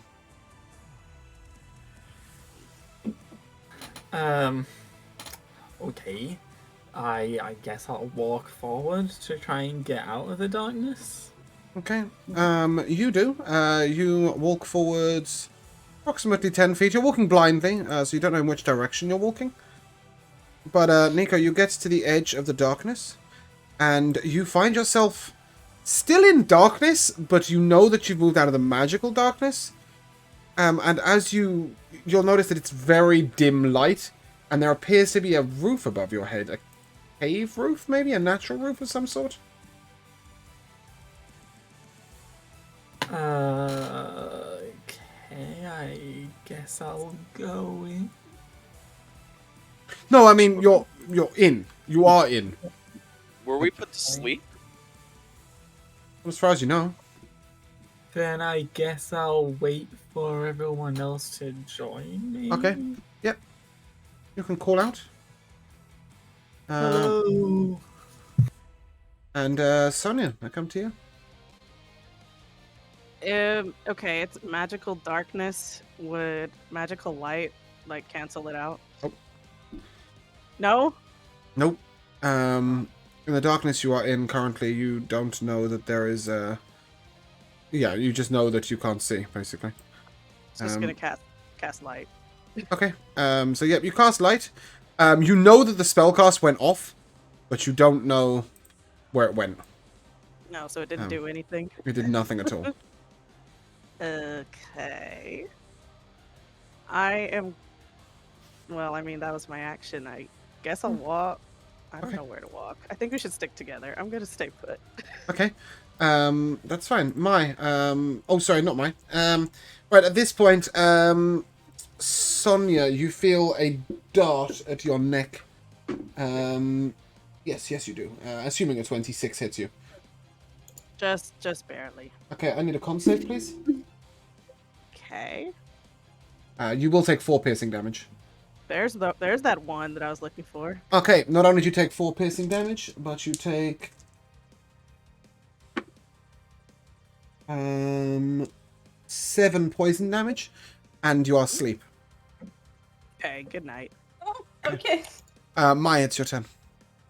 Well, I don't think I have anything that I can do to get Sorry. the darkness to move away. Sorry, Sonia, go on. Do I have advantage against poison as a dwarf? Yep.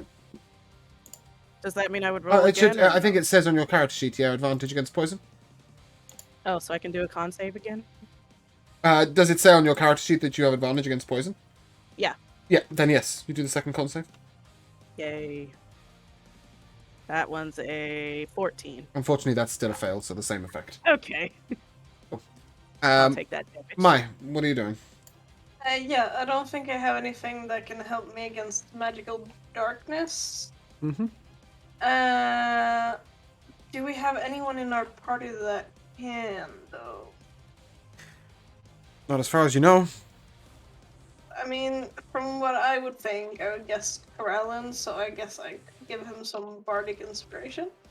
Do Okay. inspirations right now. So Hell you yeah. sort of call out, Krylon, get rid of this darkness! Or something along that line, yeah? And give him some inspiration. At this point, it is another person's turn that is not yours. Krylon, that's a 25 to hit you.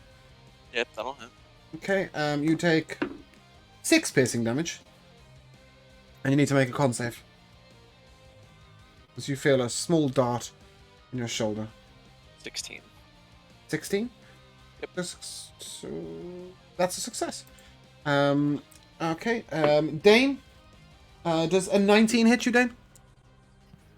Yes, it does. Okay, you take 14 bludgeoning damage. Oh my As a goodness. club is struck around the back of your head. Ouchie. Orin, that's a net Well, that's- 20.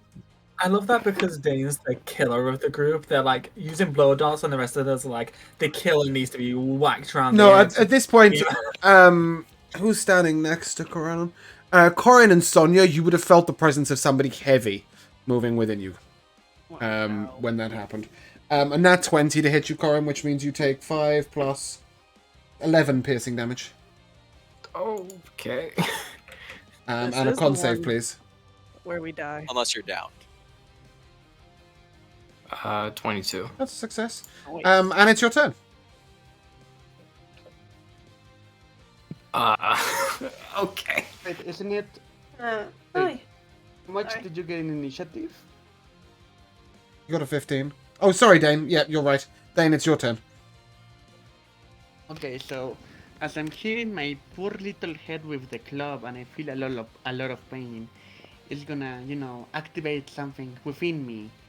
And the mold that is in my arm is gonna start like expanding, like that flight or fight, because really this is the hardest I've ever been hit. So truly my body is just full of adrenaline, and the mold around my arm is gonna spread to the rest of my body, and it's mushrooms just growing all around as I look really weird, but guys cannot even see me because we're in magical darkness. How anticlimactic is this? But the point is that I'm a mushroom now, a mushroom man now, and I'm gonna try to swing my little stick at the place where I was hitting my head on my head. So disadvantage because you can't see. Yep. It is probably gonna fail. Probably. It's a 4. It definitely fails.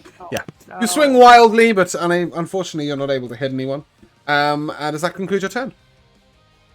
That was a bonus action and an action, so yes, I do believe that is my turn. Corin? So I said with something piercing? A small dart. Okay. Miniature, in fact. Oh, great. And you said I felt like a heavy presence? by Definitely Dane? somebody heavy walked past you to get to Dane. Okay. Uh, I'm gonna try and walk over to where I heard Nico. Okay.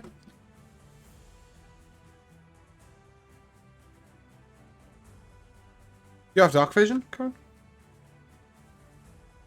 No. Just like Nico, it's very, very dark in here, but you can see that there is what appears to be a natural roof above you that extends as far as you can see, and you can see the edge of the magical darkness. You don't see any enemies. Okay.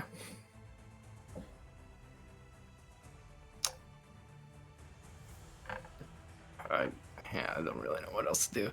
I'll follow over this way to the rest of the party. Okay. At this point, Nico, and Kelaan, sorry, Nico and Corin, you need to make a dex save, please.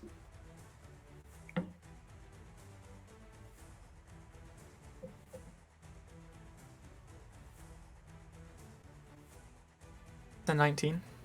Okay, Corin, you are surrounded by purple flame. As you know, you have been fairy-fired. But since we're at the edge of the magical darkness, can we see that? Yeah, Then, you saw the, like, you just see keep the that edge of on. the magical darkness, and you've seen Corin light up because he's out of the magical darkness. But it's still dark. It's just not magical. It's very dark, but it's not magical where you are. Yeah. Yeah, but I can see Okay. that Corin is beside me. So Yeah. I kind of have a question here. Mhm. If the person who cast that spell is in the magical darkness, how? There are many ways you can see magical darkness. See in magical darkness? There though? are people that can see Yeah. in magical darkness, yes. Yeah. Like, there's an But eldritch you don't invocation necessarily over- know that the person who cast this is in the magical darkness. Certainly, you didn't hear anybody casting. Can be shadow sorcery. It could be Yeah. devil's side. There's like tons of things. Exactly, yeah. Nico, that is a. You succeeded your dex save, didn't you? So, Okay, so that's a 20 to hit you. okay. Just checking. I don't know what you're waiting for. Okay, that is 7 piercing damage, and I need a con save, please.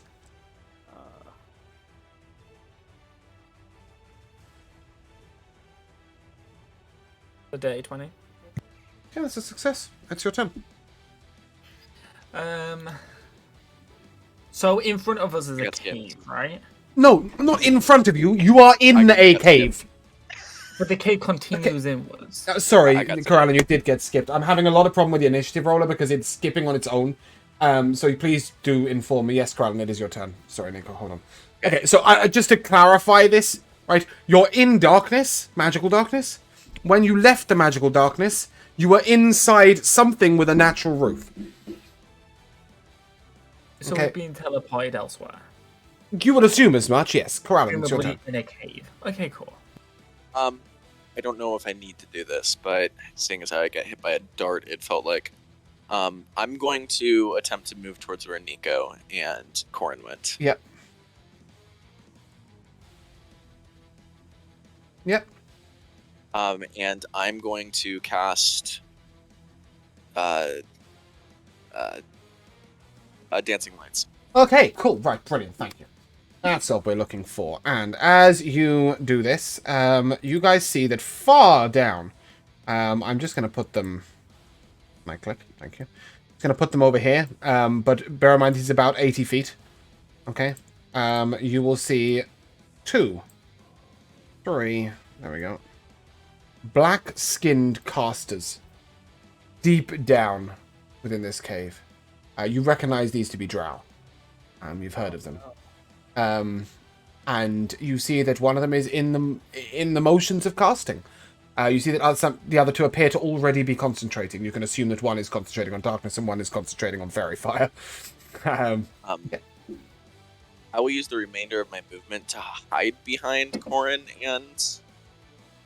You're gonna hide Nico? behind me? Yep. I have You're 1 hiding HP. behind. I You're have hiding 1 behind HP. me. Okay. Behind the both of you. I have 1 HP, dude. Okay. That's You should fine. hide more behind Nico. I said So both. small. Okay. I'm not even 3 feet. That's fine. That's all I have for my turn. Cool. Okay, Nico, you're up. And you now see this. Yes. So I will bonus action rage. And then I will use my 30 movement speed to get closer to them. How far away am I? You're currently 80 feet away. 50 now? 50 if you move 30 feet. Okay, yeah, I'll move my full, so I'm 50 feet away. Okay, yep. And then I will throw. I mean, I'm assuming I can't hit all of them with my boomerang. No. So I will just pick one of them that looks like they're. I mean, you said they're all casting, so I'll just pick one. Two of them are, yeah. Okay, yeah, one of the casters. That's a 16 to hit. You see a blue shield surround them. Oh man. She cast shield. They are all female. Making that clear. It's not the drow, they said. Yeah, I will end my turn. At this point, that will be a 19 to hit Sonia. Yeah. Okay. I'm sleeping. You are asleep. You're now really asleep. That's 17 bludgeoning damage. Super dead. Okay, you're not dead, right? You're conscious. Yeah? You're down. Okay, good, right. I mean, I was already unconscious. You were asleep, now you're unconscious. You're not died in my dead. sleep. Okay. I'm just making It's sure fine. of that. I need my and Dane to make a dex save, please. I love the thought of big mushroom man holding Sonia's dead body, like, no! That's a failure for both of you. Oh, Good, no. 16. Okay, that's a failure for both of you. That is 16 necrotic damage. Okay. I'm down. You're both down, yeah? Maya, you're muted. If you were speaking. Yeah, no, I'm super down. Okay. 16. Corin, that's a 26 to hit you. Yeah, good. Okay. Right. It's fair to say at this point that within moments, Kelaan and Corin are also knocked unconscious on the ground. Don't worry, guys. This is meant to be Kelaan? happening. Yes, Kelaan and Corin will both be hit and knocked unconscious. I would go through the motions of rolling, but Shield. I can go one more round. Sure. Okay, fine. Let's roll for you. That is a 27 to hit you. I'm gonna not cast shield and just take Okay. it. Yeah, it's 3 It's 3 piercing damage, and you make a con save if you are currently not unconscious. No, that puts me down. However, Nico, you are perfectly fine. And you need to make a wisdom save. Uh-oh. Do I? Yes. Well, luckily, I have advantage on wisdom saves. Do you? Why? I do, because... Because we're Kalastar, baby. Yeah, bitch! What does Kalastar Kalastar give you? Advantage on it just says advantage on wisdom saves. Yes. Yeah, just advantage Okay. on wisdom saves. Cool. Because we've got dual minds. Ah, yes. Okay. Okay, that is either a 16 or a 0. 16 is a fail. As you are told by command to pick up your companion. Bring them here, one by one. Oh man, really?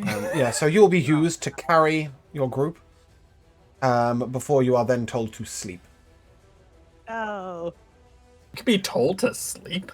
I mean, I can't be How told does to that sleep, work? but you can. Well, it is fair to say that you will be commanded to fail your wisdom save. Let's go with that. Magic cannot put us to sleep. Magic can't put you to sleep? No, because we're Kalastar. Any other fucking Kalastar features you want to throw at me? bitch! Yeah, I can't go to sleep magically either. Okay, well, you're unconscious. If they have to brutalize Nico and make him unconscious, they will, but they'd rather he just came compliantly. No, actually, it's not. We're immune to magical spells and effects that require us to dream, like the dream spell, but not to spells and effects that put you to sleep, like the sleep spell. Oh, I'm so dumb. Sorry, I Okay. misread that. Yeah, I thought so. I thought it was a dreaming thing, but anyway. You find yourselves in a dimly lit room. You all come to and wake up. As you go to move, you will find that you are not bound in any way. But in fact, you sit on quite comfortable chairs and sofas. Assuming we all have 1 HP. No. Take a long rest. Oh, good. All of you, yeah. Oh. Oh, a long rest? Yeah. Okay. And there is a drow woman in front of you. As she speaks, this is going to be interesting because some of you will hear her in a different language. Sonia, you will hear her in Dwarvish, for example, and Corin in Halfling. Those of you who speak Common as your normal language will hear her in Common. None of you hear her in Drow. However, as you look at her face, her mouth is moving in movements that don't correlate to what you're hearing at all. So you can assume that some form of magic is allowing you to communicate with her. I apologize for the somewhat forceful maneuvering of you. But some people are any question.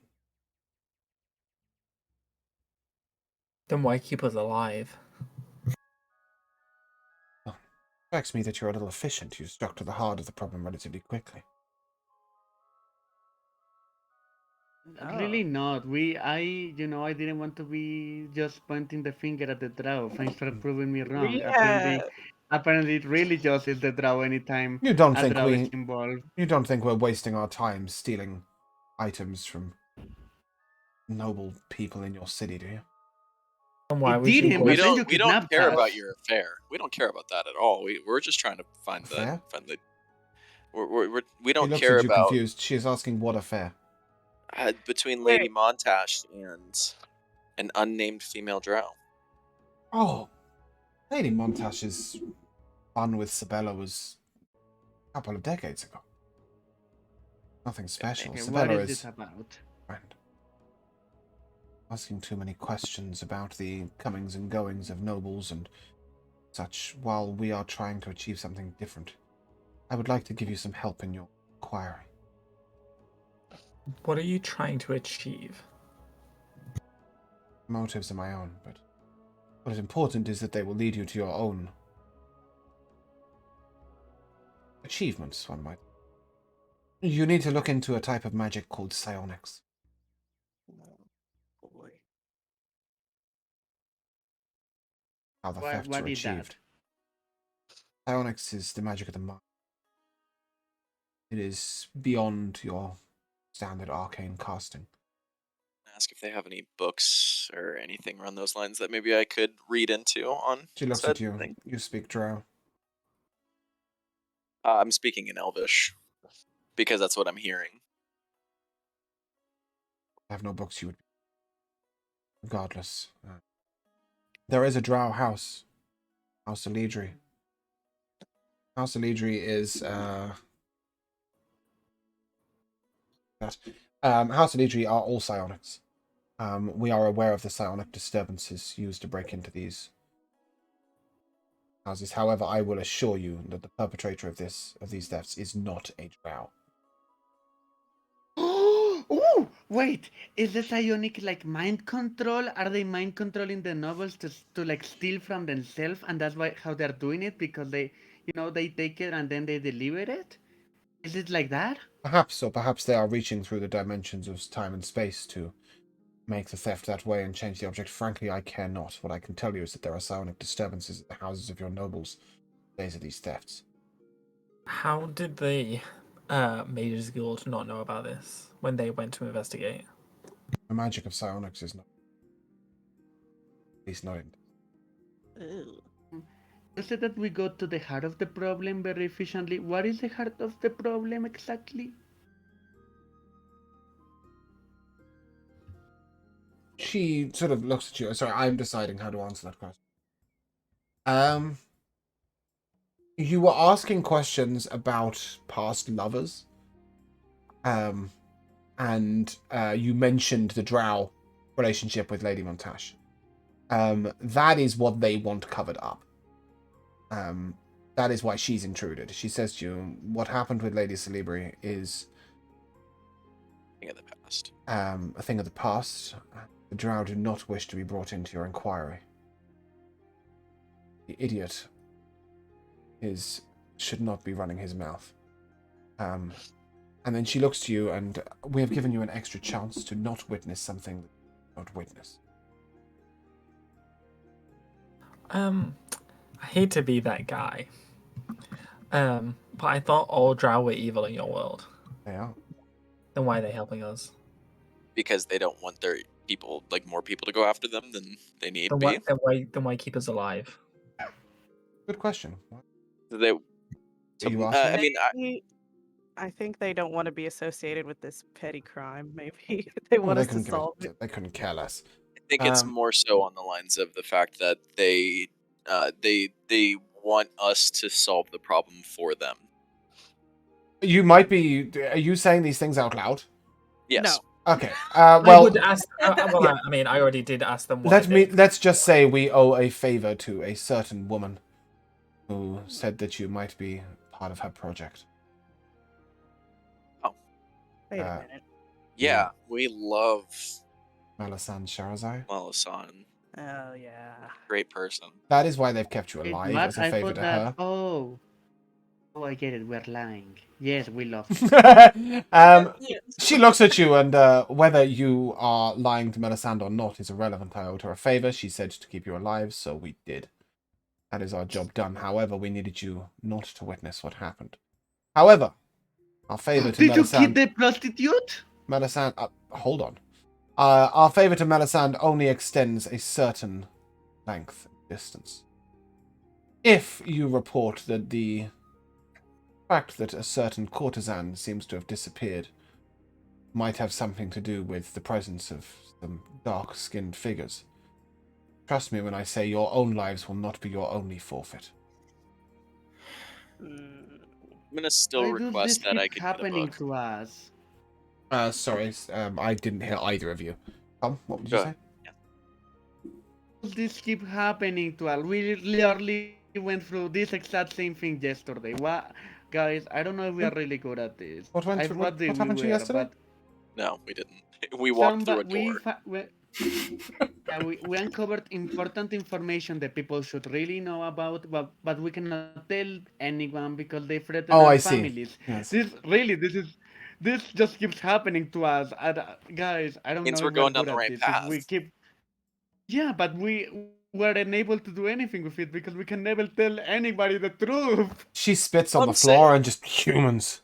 Goodness me, you talk too much. Dane, if you don't want to be an adventurer, you don't have to be. This is the point. I mean, I want to help people, which you know is part of adventuring. It's just that right now we're just getting ourselves in a lot of trouble. I'm gonna look at the drow lady and I'll say, though I don't speak drow, I would be intrigued by one of your books and possibly could use that to even learn or I'm sure you would. understand. So she says. So I take it we're not going to see Elicles again. I don't know. You might turn up to his funeral. Ah.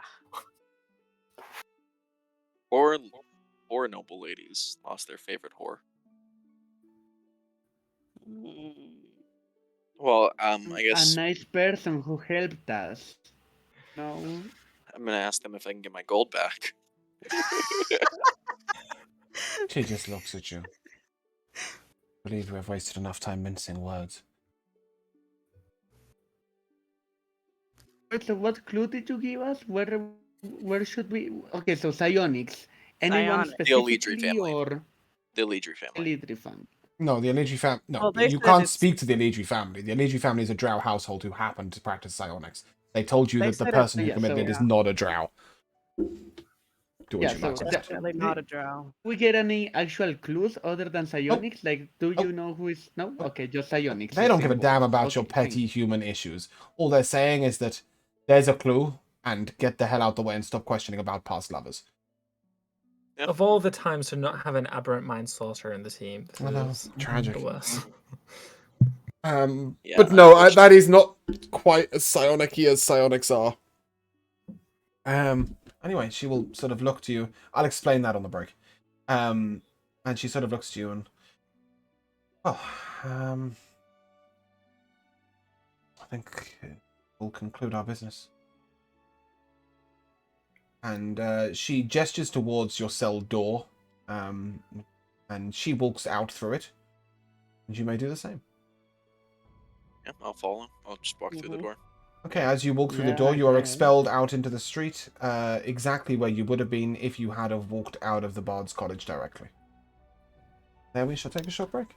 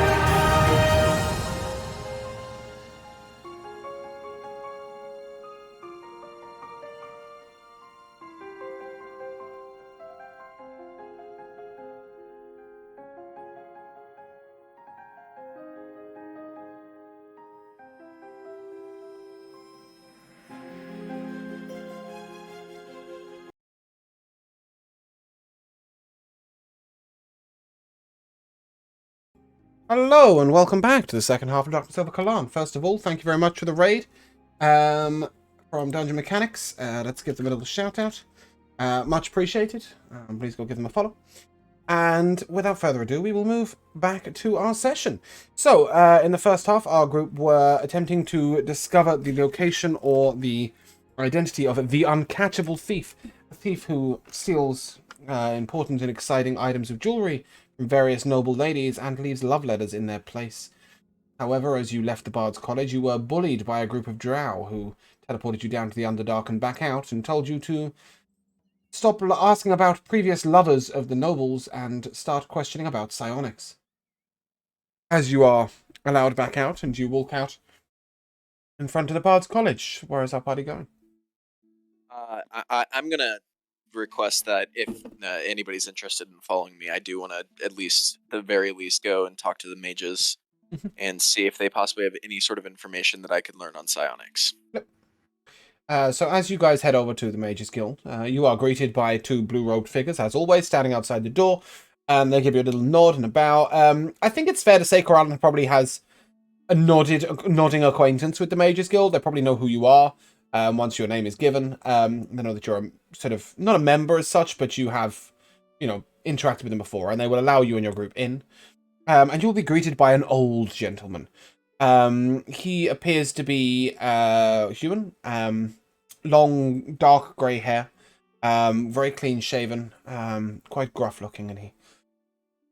Well, I find myself surrounded by young'uns. How might I help you? A recent quest that we've taken up upon ourselves has led to a realm of magic that I haven't really discovered that myself, and I was wondering if possibly you had any sort of books or knowledge or runes, anything of the sorts on psionics. Psionics. Mostly rumors. Fact, we don't have books on rumors. Any knowledge that you yourself might have, or any place you could lead me that could possibly... It is called the magic of the mind. As far as I'm concerned, it is but myth or legend. Perhaps it is employed by the mind flayers. You might find treaties on mind flayers.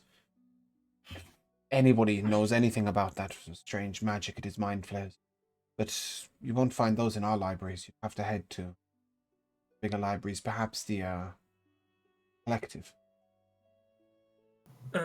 As he says that, I'm gonna telepathically say to him, just because you don't know something doesn't mean it's not real.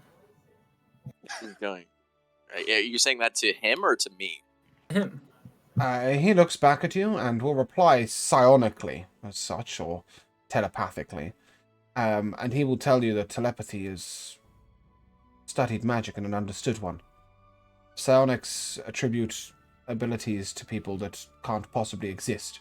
The ability to walk through solid stone at will without enacting any magics. The ability to control somebody else's mind consistently as if it was your own while controlling your own. Interrupt spells that are cast before they've even been cast. Reverse age people. These are myths. They're not real. Or at least, they're not something that our world has witnessed yet. But I agree with you. Just because it is not known does not mean that it does not exist. We live to learn. He does say all of that out loud, by the way, not into your mind. He just replied with the first bit telepathically, if telepathy is not psionics. He tells you the best place to look will be the collective. There is an outpost for the collective in Nalvinia, which is in the Macabian Desertlands. It's a smaller outpost, but it's there. The main outpost of the collective is in Lorvalen, which is the capital of Jorston in Beldania, another continent. Oh boy. Right. And then I guess at that point I'll just ask him if there's any new books or anything at all that maybe would pique my interest within the... I do have something. Goes back and this is a new book. We have a few copies of it. Perhaps you might take a read over it. And it talks about directing danger. It's the name of the book.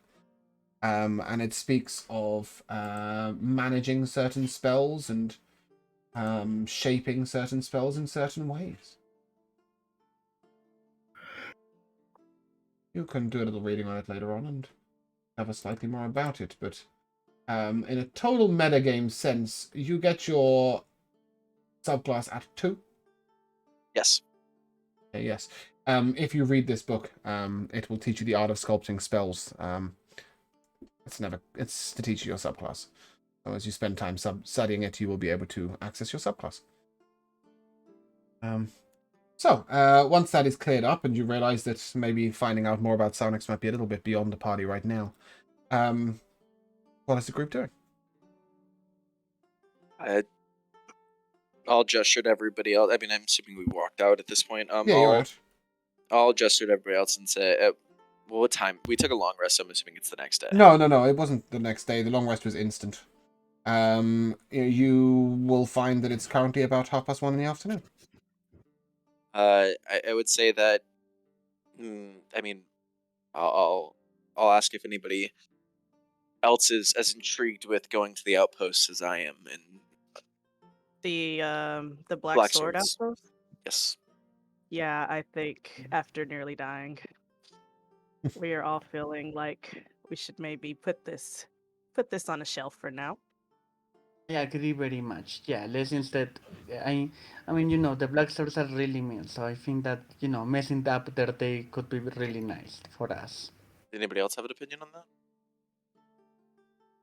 Yeah, we should go and do that. I think that's a good idea. Good. So, go on, Nico. Before we do, I'd like to get some lunch maybe, and then eat it all day. And as I said, I'll light up another that sounds cigarette. like a good idea. I would recommend that maybe we take the rest of the day for ourselves and do any sort of thing that we need to do, and we head off tomorrow. I like that idea. I do have to go to the forest and collect my plants. Okay. Yeah, I'm happy to sort of extend the day out. You guys are able to have lunch and dinner. Perhaps if you all have lunch together, I will charge somebody a copper. Yeah, that's fine. I'll take that. Okay. We're just depleting your funds. Good. That's what I like to see. And on top of that, I will ask, how would the group like to travel to the outpost tomorrow? Is this going to be an on-foot mission, or are you looking to hire mounts? Go on, Dane. You said it's about 2 hours. Is that on foot or on mount? I did not say anything of the sort. 2 days, I think. No. Okay, let's refresh ourselves. 2 days. Ascalon Keep itself is 2 days away. The outposts of Ascalon Keep are in various different places on the road. The nearest one is a 6-hour journey by foot. I'm okay with foot. That's not too bad. Yeah. It's not too Go on, Hannah. What'd you say? No, it's not too bad. We could probably do that. Yeah, it would cost you 2 silver pieces to hire mounts for the lot of you, should you wish to ride, and then the journey will be cut in half. Maybe for a further distance, I would recommend that. But bear in mind, it's a 6-hour walk to the first one. If you want to go to more than one before returning to the keep, the journeys between them will take you round I in a say large we circle. take mounts. Okay, Do we want them to see us coming? Well, you will be able to rest your mounts far enough away that you can approach on foot, but you can still cut the journeying distance down. You have the pony and cart, don't you? So that could be an option, but if any of you want to ride separately, that might be an idea. Sorry, she's donkey and cart. I'm okay with paying. Or not with me paying, but I'm okay with paying for mounts. No, he said he's going to pay for... He said it. That's what I heard He all said the it. time. Yeah, he said it. So anybody who wishes to hire a mount, I will say, obviously, Sonia does not need to hire a mount, as she has her own. How much is it for one mount for one person? 3 copper. That's what I was about to say. All right, I will take 3 copper out for myself. Okay. I'll ride with Sonia to keep her company. Okay. Awesome. I'll ride alone, I guess. I mean, oh, Corin, you're very small. Do you wanna ride together? We can I'll offer if anybody wants to ride with me, they can. If they want to give me 1 copper. I'll roll with Kelaan. Okay. And Corin, Corin? wanna ride with me? Sure. For offering. Great. Okay, Hooray. so with 2 mounts and a pony and cart, the following morning set out we shall. Ooh. I mean, then did want to do something before we like Yeah. the rest of the day before we. Mhm. Can I have gone to the forest to collect more Fedra? Give me a survival check, please. Yeah, I was gonna ask. I'm not gonna metagame and say that I read the book during my downtime, but I will say that. Oh no, I possibly- want you to have read the book. Please take your evocation. Okay, cool. I read the book during my downtime, and I won't ask for anything more than that. Then. Good. Your survival check? 22. A 2? No, you found nothing. 22. Oh, 22? Yes, you found something. Great. Yeah, that is the DC. I will. Hello. Okay, what you found was a piece of blood grass. Okay. Let me type this out for you. And a piece of emetic wax. Unfortunately, there was no Fedra available, though. Okay, no, this is good. Cool. Fedra and emetic wax can be combined to make a potion of stamina.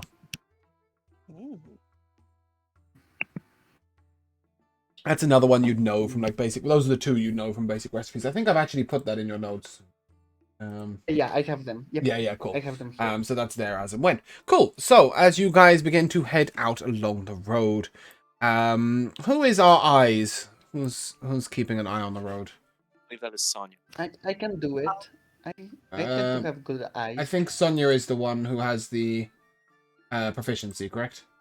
Yes, Sonia. Okay, cool. Yep, Sonia, give me your perception check, please. Okay. Oh, how exciting. So, 14. Hey, bear with me a sec.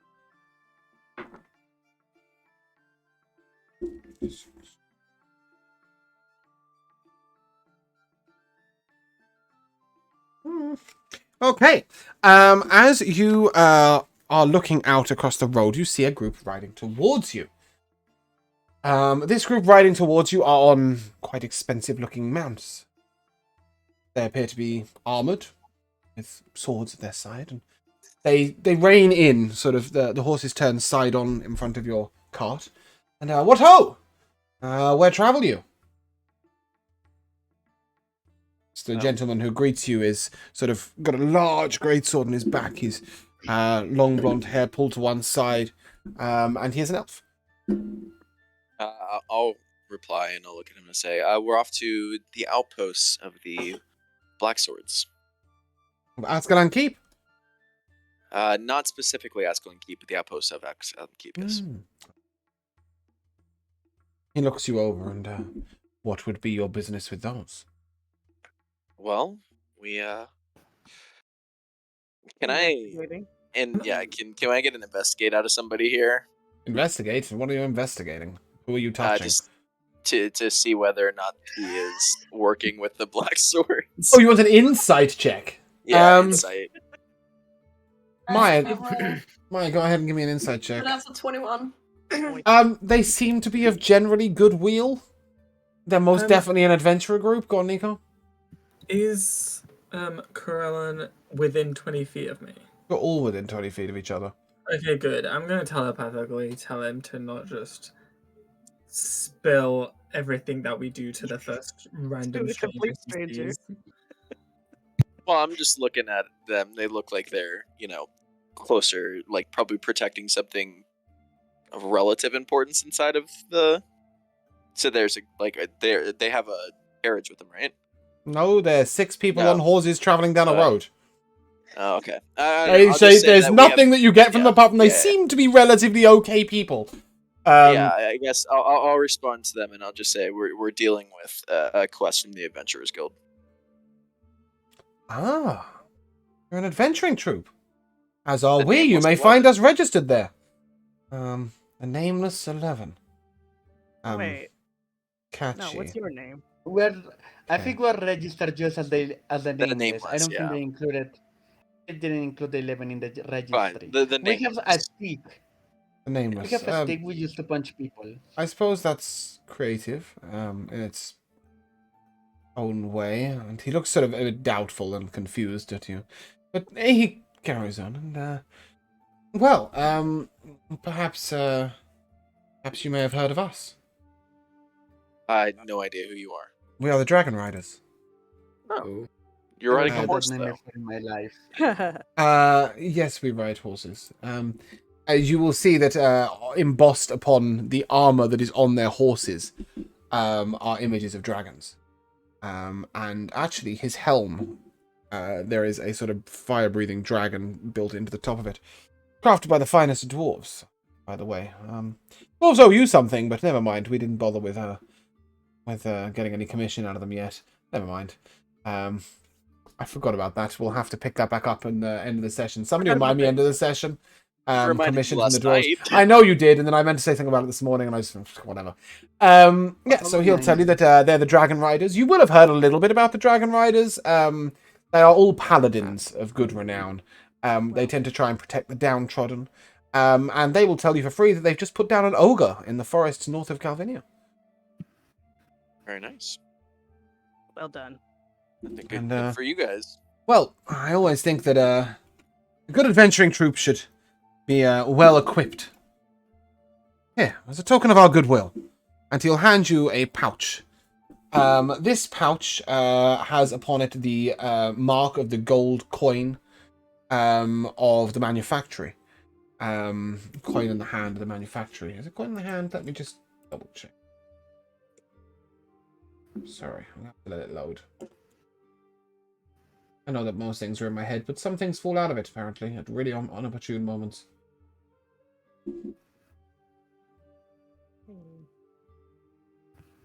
Are you looking for... It's a coin and a gem, so it's a coin with a single diamond above it. The manufactory are a group who mass-produce items. And what he has handed you is a potion pouch. In this potion pouch... Hannah, roll me a d20, please. Yes. Oh, actually, I need you to roll me a few d20s, so... Yeah, we'll start with one, and I'll roll one. In fact, every one of you roll me a d20. That'll do. One d20 from each of you. You want me to tell you what I got? Yeah, just give me the numbers. 13. Starting 13 from Hannah. From Jay. 13. 13. From Michaela. Oh, 1. A 1. That's a good thing. Don't worry. From Oscar. 3. From Josh. 7. And from Dane. Tom. 19. Okay, and then I rolled a 20 and a 15. So that is, I don't know where you want to take notes of these. Somebody just write them down in the channel. The 1 is a potion of healing. The 1 is a potion of health. Potion of health, not healing. That's relevant. The 3 is a potion of healing. The 2 13s are 2 potions of endurance. The 7 is a potion of healing as well. The 19 is a potion of fire resistance. And then there's also a potion of night vision and feather falling. Let me just put that in. 1 health, 2 healing. 3, 7, yeah, 2 healing. 1 night vision. 1 feather falling. 1 fire resistance. 2 times endurance. Yep. And they all fit perfectly inside this manufactory pouch. This pouch weighs half a pound, and will easily go on somebody's belt strap. Whoever you. Manufactory potion pouch is in the inventory, correct? You just add Sorry? that. Yeah. So you just add the manufactory potion pouch. And where do you want me to just add it to? It gives me equipment, backpack. Is it going to you? I give him the one he handed it to. Okay. Yeah. So it will. What you need to do is add a pouch, like an actual pouch. Put the manufacturer potion pouch inside it. No, don't put the manufacturer potion inside it. Put the potions inside it, and then just don't click the manufacturing potion pouch on. So don't turn the container on. That way, everything inside will maintain its weight. Um, Yeah, so at the moment, obviously, Corallum will have those potions. I suggest you keep them inside the manufactory potion pouch, as it keeps the weight down to £0.5 for the lot, instead of £3 each. Each one of these potions sort of looks exactly like a manufactory mass-produced potion flask. And this whole pouch has resistance against all damage types, advantage on saving throws against inadvertently being damaged or destroyed. And while attached to the belt, they sort of these potions will fit perfectly inside them. So he hands that over to you. Well, I hope that you stay safe on the road. I look forward to hearing tales told of you by the bards. And farewell. Thank you. Farewell. Oh, we also carry boxes if you ever need help. That's great. I am just gonna look at him with absolute disdain at what he just said. That's fine. True. So, as the group continue along the road, headed up towards the first of the outposts. So you're currently headed towards Ascalon Keep itself. Yeah, and completely the wrong direction. We reach the river, or rather reach the bridge. As you look over the bridge, you see that there is a gentleman a couple of feet onto the bridge, who appears to be waiting to block your passing, perhaps? Is he wearing? Is he a troll? have a weapon or anything? Yeah, he's very well armed. No. Are we close enough to speak to him? Yeah. Go ahead, Sonia. Well, No, go ahead, Sonia. Carry on. Hello. May we Hi. pass? Good day. No, sorry, just hold there a second. We're currently dealing with some issues on the bridge. You need to head just a couple of steps down to your right.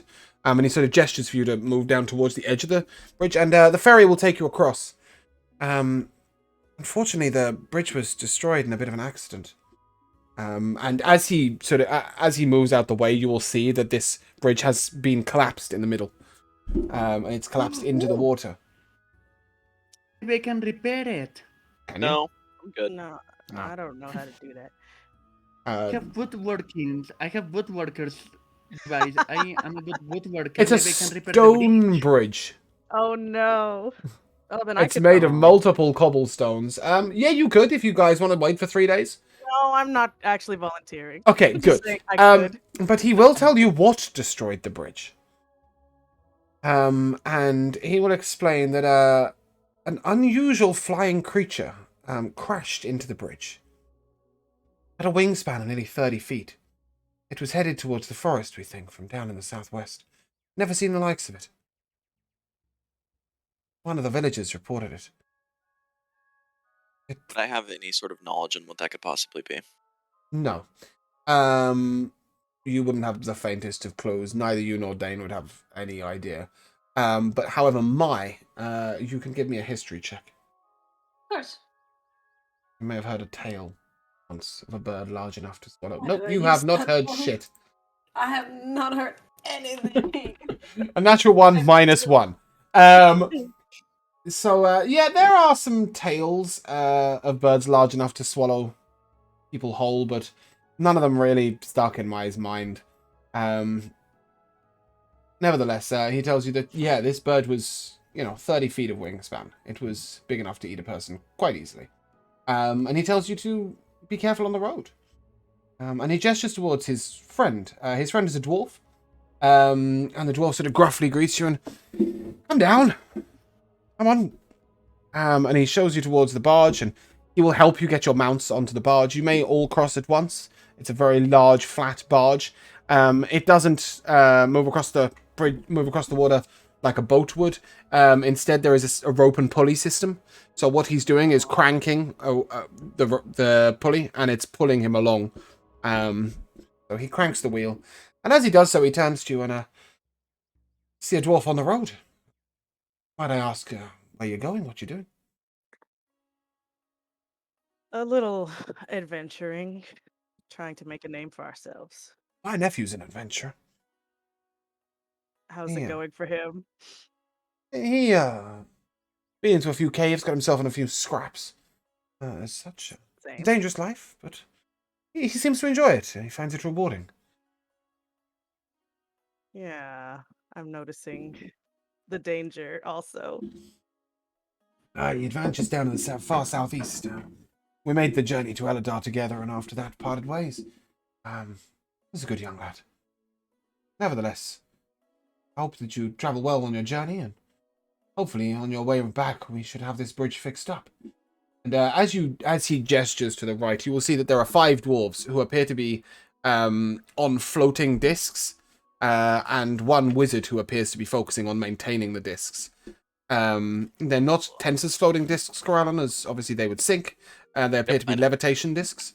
And he's concentrating on holding them all in place while they build back on the bridge.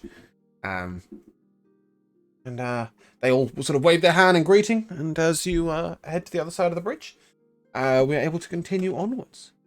The party... Go on. Sorry, they were like, guys, I'm worried about something. Are we truly succeeding? I mean, if our goal is to make a name for ourselves, is it wise to be named the Nameless? If our name is Nameless, can we truly make a name for ourselves? I'm a bit worried. It's just kind of the whole point. Kelan's writing down what like the magic that he just saw, because it piqued his interest. Just I would bother him, but he looked like he was extremely concentrated, and that doesn't seem like a good idea. No, he would drop the dwarves. Don't drop the dwarves. Yeah. So, Don't do it. but I'll turn to Dane, and I'll be like, we agreed as a group on the name. I didn't know that we wanted to make a name for ourselves. I'm just saying it might be a logical inconsistency that we might want to keep in mind. Like, what's your name? We're the Nameless. Aren't people gonna be like, so you have no name? Is it really clear that it's our? I think the 11 helps. I think we should keep the 11. I think that just 11 is people being like, what's No, your name? And then a we're crucial the part. Nameless. I like That the fact that if our name gets spread around, the fact that somebody would look at somebody else and they would say, who was it that saved this town? And they look at them and they said they were nameless. Ooh. so, but exactly. So, is that a way of making a name for ourselves? They would know that we are the people that are nameless.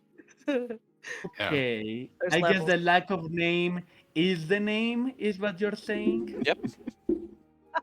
Yeah. Okay, I like that. Okay, that's Your DM that's was why very you're clear that smart. he thought it was a shit name, and you decided to go with it anyway. So do you know what? You're fucking stuck with it for the rest of this campaign, whether you like it or not.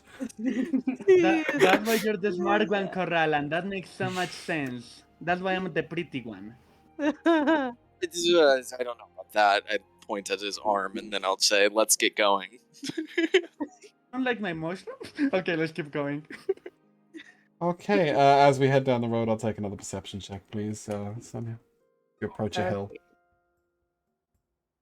19. 19, yeah, please roll me a d100. Oh, okie dokie.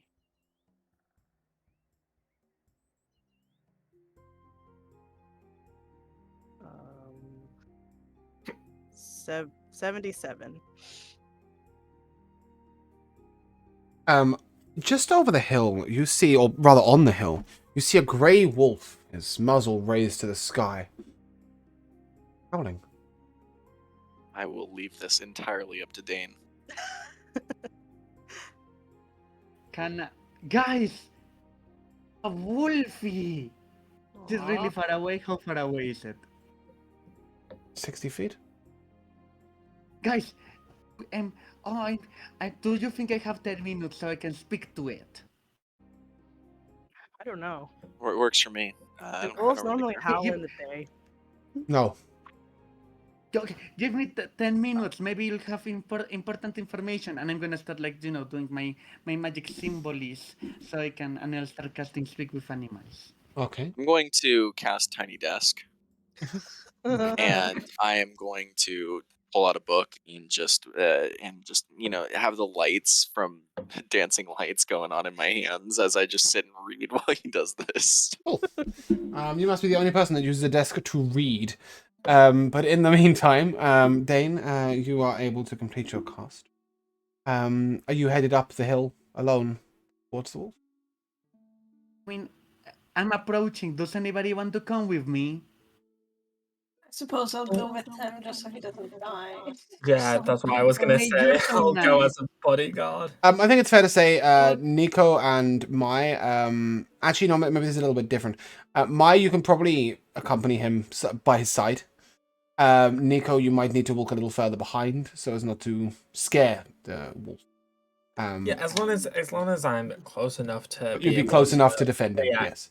Yes. Yeah. Okay. I'll approach at the hill. And as you do so, are you speaking to the wolf?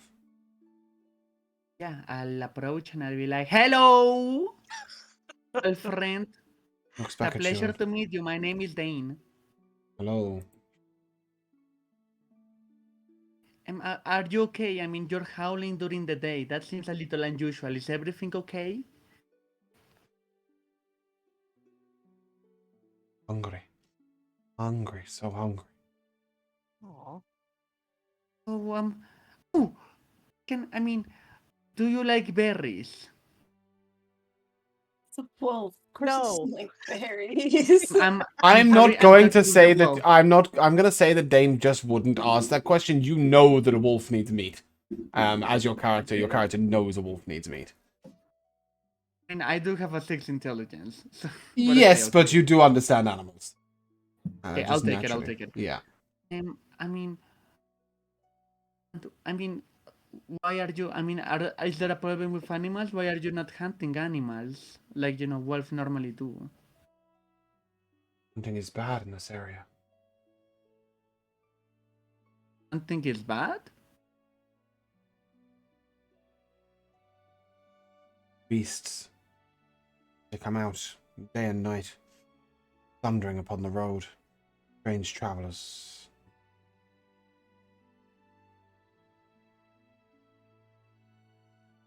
So they're scaring away the prey. Indeed. They hunt not as packs. Wow. A lone wolf like I cannot bring down the hardier prey. They scare away the easier prey. Okay, are they human? Are they? You mean like the humans traveling through the road, or what are they? He speaks of humans, but he also speaks of all sorts of other creatures. And the way he communicates as a wolf, he can speak like this, but he also imparts images in your mind. And in these images, you do see orcs, and goblin kind, and even a couple of minotaurs, some bugbears, and then groups of humans sort of chivying those groups along. It looks a little bit like slaves, or certainly captives. So But it's humans not are always. they No. live- It's no, the other way round. Okay, the other way around. The humans are captured. Ooh, okay, I get what's happening now. But you do also see a couple of humans walking alongside the orcs, so they're working. Some humans are working with them, but they're capturing people on the roads and stuff. Holy crap! Do you know where these people, where these bad people scaring away your prey? Camping. I mean, if you can point us in their direction, maybe we can dispose. He of shows them, you an so- image of a couple of keeps. It look like they're sort of walled up, barricaded in, and we have snuffled round the keeps looking for scraps. Okay, so look I'm like- guessing this. I'm guessing Dane can guess these are the keeps we're going to. Oh yeah. I mean, I'm really sorry this has happened. I promise me and my friends we're going to the keeps and we're gonna deal with this and we're gonna restore balance to your ecosystem. You hunt a group as a pack. Yes, we are a pack and we're gonna we're gonna deal with these bad people. So, prey will come back and you can eat again. This wolf has lost his pack. I mean, Jealous of that. do you want a pack? I mean, I know it's a little unusual, but we are all a bit of lone wolves that found ourselves in this weird little group. You can join us and come with us. Give me an animal handling check with advantage. Okay. Yes. Get a dog. Oh yeah, really a dog. Definitely a dog. That's what this is. 21. Indeed. If you go to extras, and you go to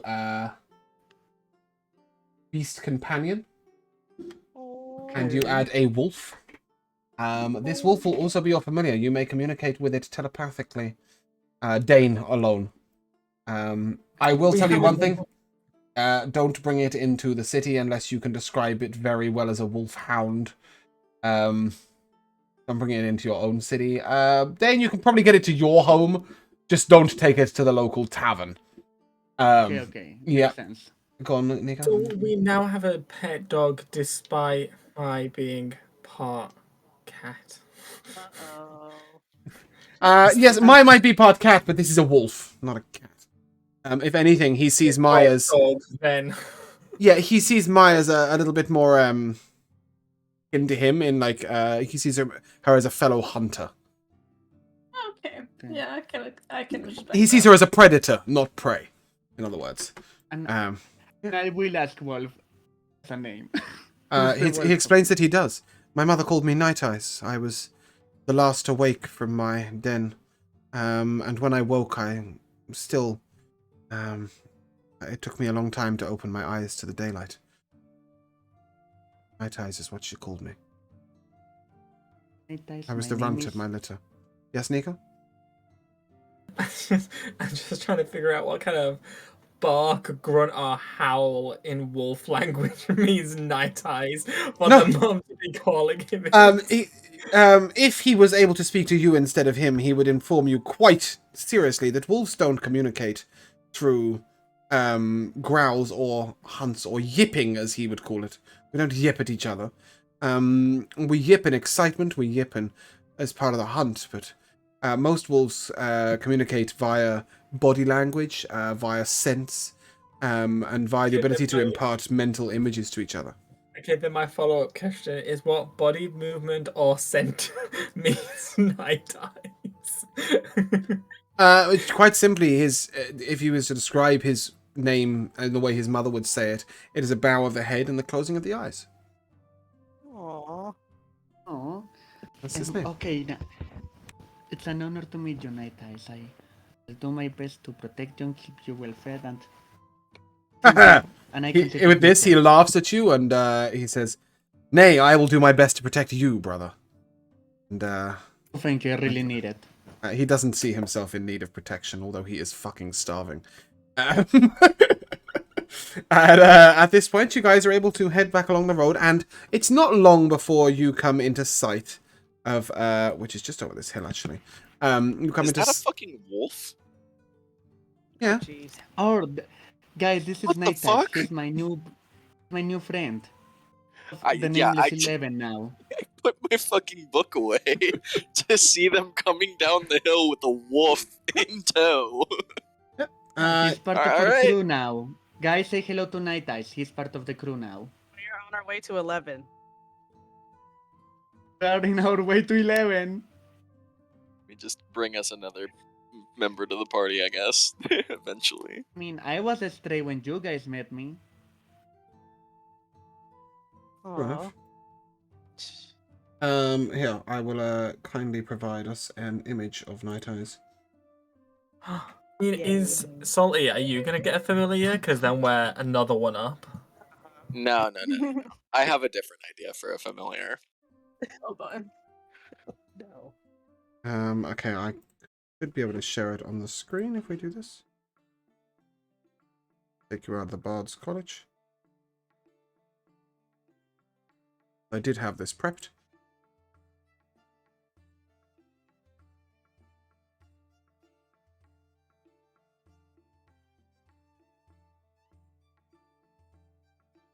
God, we got a wolf. I'm so my excited. god, he's so cute. Oh shit. Oh. Yeah, welcome to Dane's Wolf. Regardless, as you come over the hill, you begin to see in front of you this sort of It's quite a high walled keep. It's approximately 20 feet in height, the walls. It's very dark. The walls are painted black.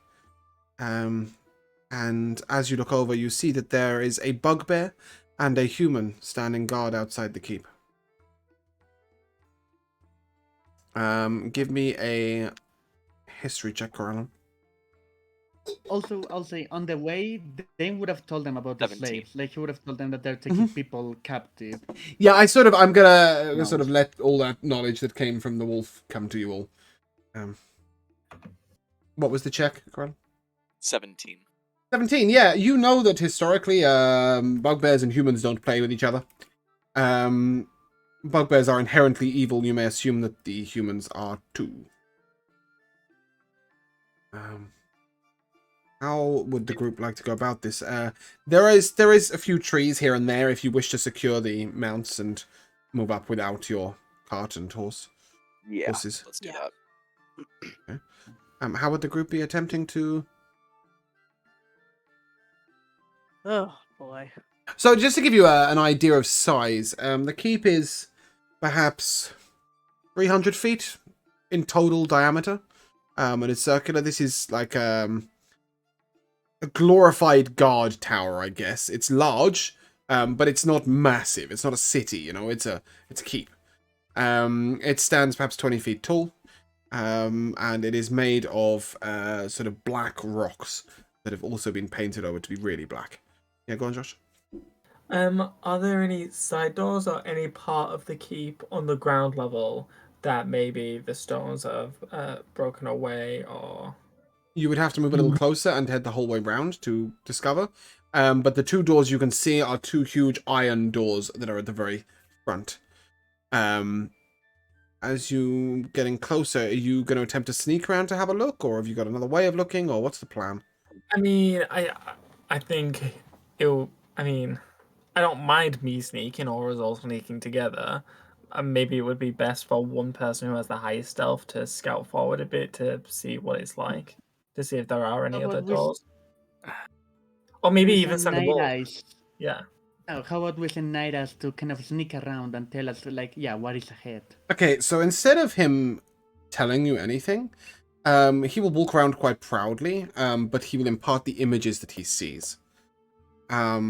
So at each side of around the keep, you see that there is no door as such. There are some windows higher up on the back of the keep. Large windows, it's fair to say. And okay, bear in mind that a window doesn't contain any glass in this world. It is just a gap with a shutter, a wooden shutter, that are a little higher up, perhaps 10, 12 feet up the wall. He does take a little sniff around at the base of at the back of the keep. There might be a possibility of excavating our way in, but certainly there's no hole large enough to crawl through as it is. He'll return to the group.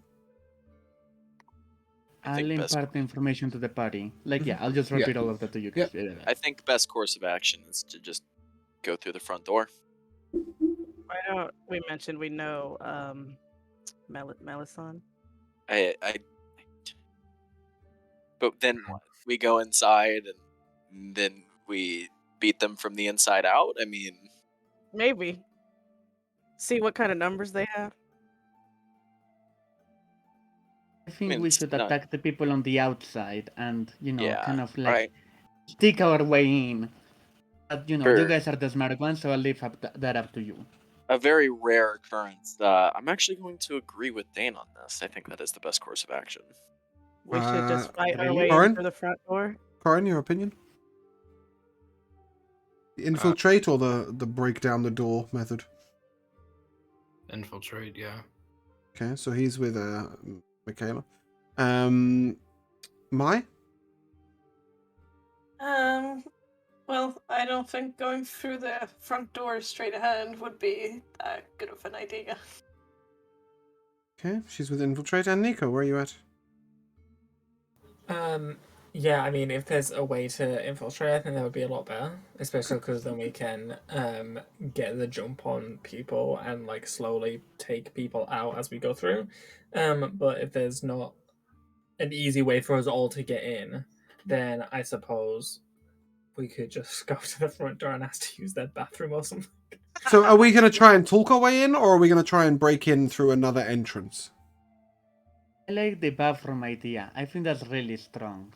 I'm going to disagree with the bathroom idea, and if we're coming to the consensus that we're gonna just talk our way in, I'm going to hand I don't my. think we are. We're at the status of, are we going to talk our way in, or are we breaking in? Because Yeah, Nico, I'm saying that's what I'm saying. Yeah, I was saying the bathroom idea was terrible, but if we're going to talk our way in, then I'm going to take out the black pouch I was given by Melisandre, and I'm going to hand it to Mai, and I'll say you are the most suited for talking. Oh. Okay, and I take the pouch that he's handing me. Is the group happy with moving up and attempting to talk the way in? Or I mean, Nico, I go figure on. we all just telepathy. Then we'll just telepathy and just say quickly to Nico, like, I did like the bathroom idea. He was really mean about it, but I thought it was great. And just, yeah, we can go. Nico, Before we- you're in disagreement. Yes? Would you like to state your First, argument? I will whisper back to Dane. Yeah, well, what does tiny little desk boy know?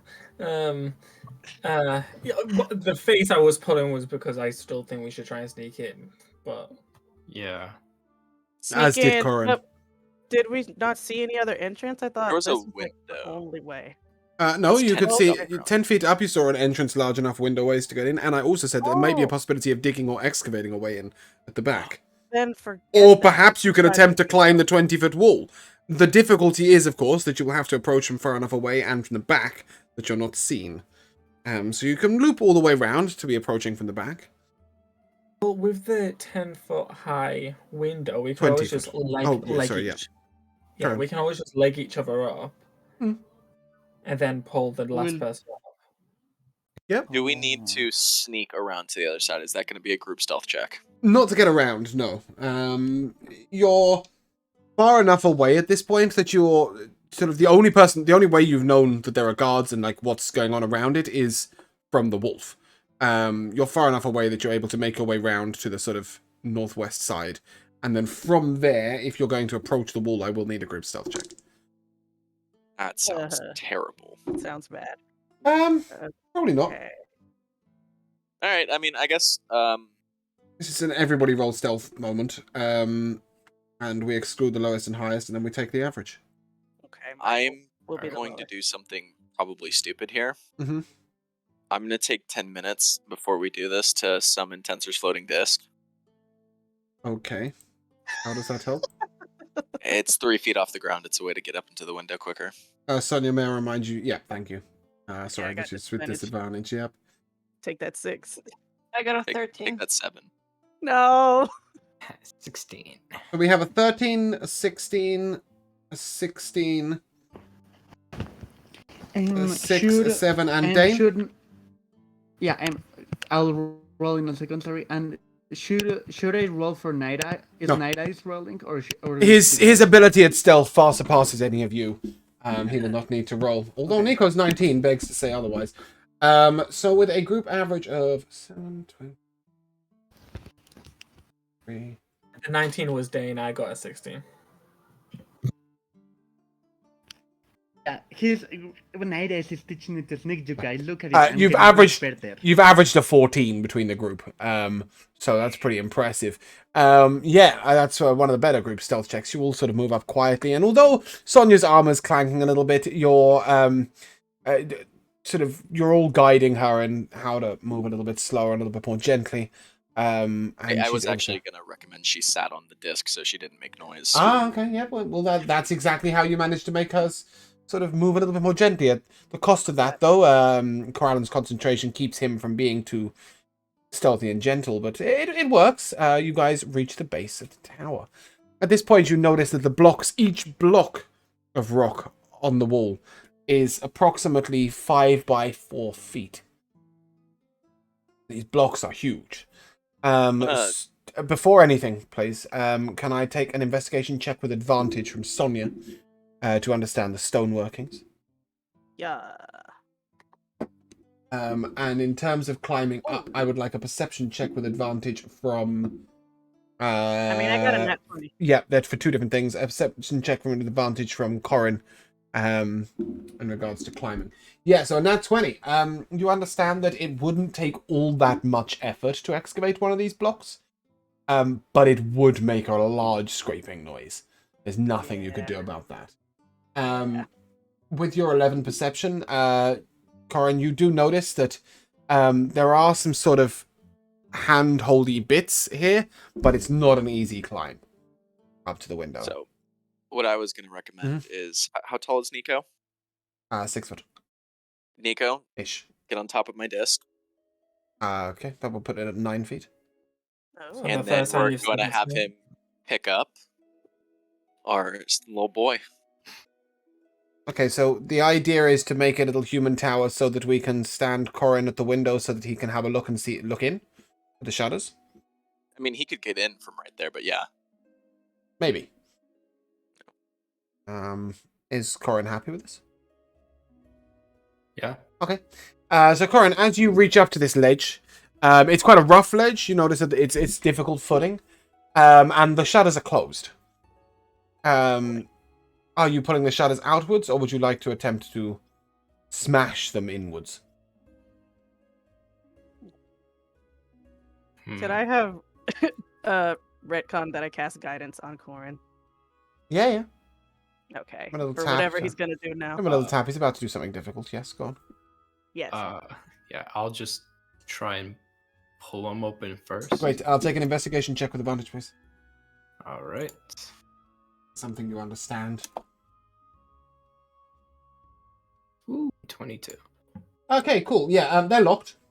But they're not locked particularly well. The rust is locked up. Wow. The lock is rusted quite badly, and it wouldn't take a lot to either shatter it or just to yank them hard enough that the wood will break. Either one of those will make a bit of noise, and Corin isn't that strong. You could also attempt to actually pick the lock, but that may take a little bit more time. Totally up to you. I'm just gonna try yanking it. Okay, cool. Yep, give me a strength check. Alternatively, athletics if you are proficient in it. I can't imagine you would be. Definitely not. 16. Great. The strongest he has ever been. Thorin flexes his muscles as you see these halfling ripples come out. You know, the mini Hulk maneuver. And you do, however, hear a yanking noise. Sort of, you just hear this noise as they break the lock. Corin, I need a dex save first. Yeah. This is good. 6. Okay, good. So that is a failure, but not a catastrophic failure. So what that means is, although you've fallen back from the ledge, you have held on to the shutters, which were still secured at the edges. So you're currently dangling below the shutters. At this moment, a large head with horns upon it pokes out. You recognize this to be a minotaur. What's going on out here? He looks down. The bathroom. He looks down, and he just sees the human tower of Nico on the levitating spot. Corin, you may take a free action here. What do you want to do? Hi, You haven't been noticed. Let me make that clear. Repairman. So if you want to do something having not been noticed, you're more than welcome to do so. You're dangling just below the window, right? So he's looked out over you. So he's poking his head is above me? Yeah. In fact, your forehead's about even with his throat right now. Fight it. I'm going to headbutt him in the throat. Okay, Yeah. make an attack roll, please. You can make an attack roll with your club. Yeah. Okay. Just for in terms of the actual roll. Oh, it's so much different than I thought it would. 14. Great. Yeah, a 14 will hit. Okay.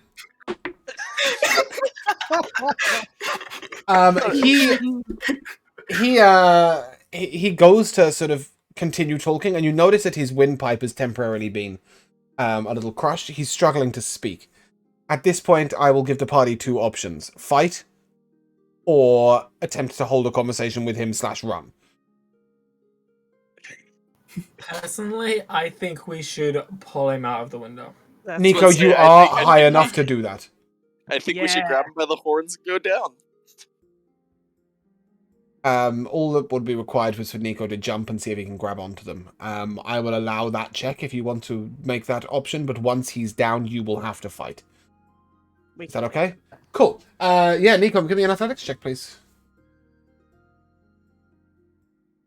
So dark.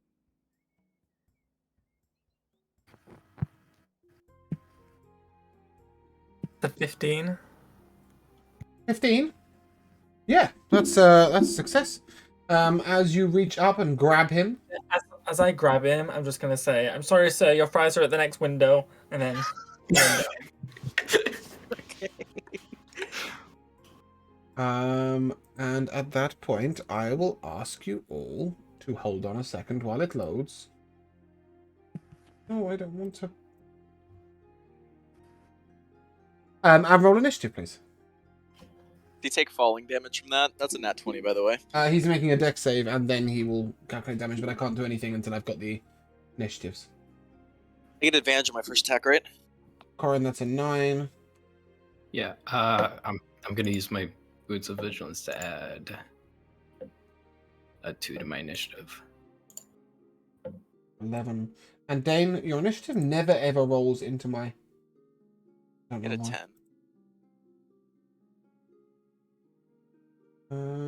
Yeah, Corellin, you're up. You have advantage on your first action. Before anything, we roll to everybody. Dex check. Okay, that's a fail. He does take bludgeoning damage.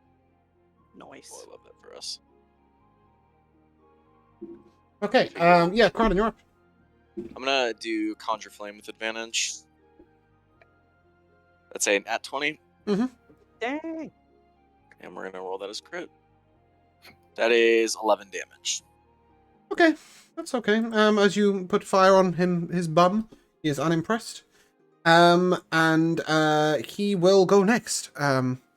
He will use his movement speed to stand up, and he puts his hand out, and you see a huge double-bladed axe appear out of thin air in his arms. And he will attack.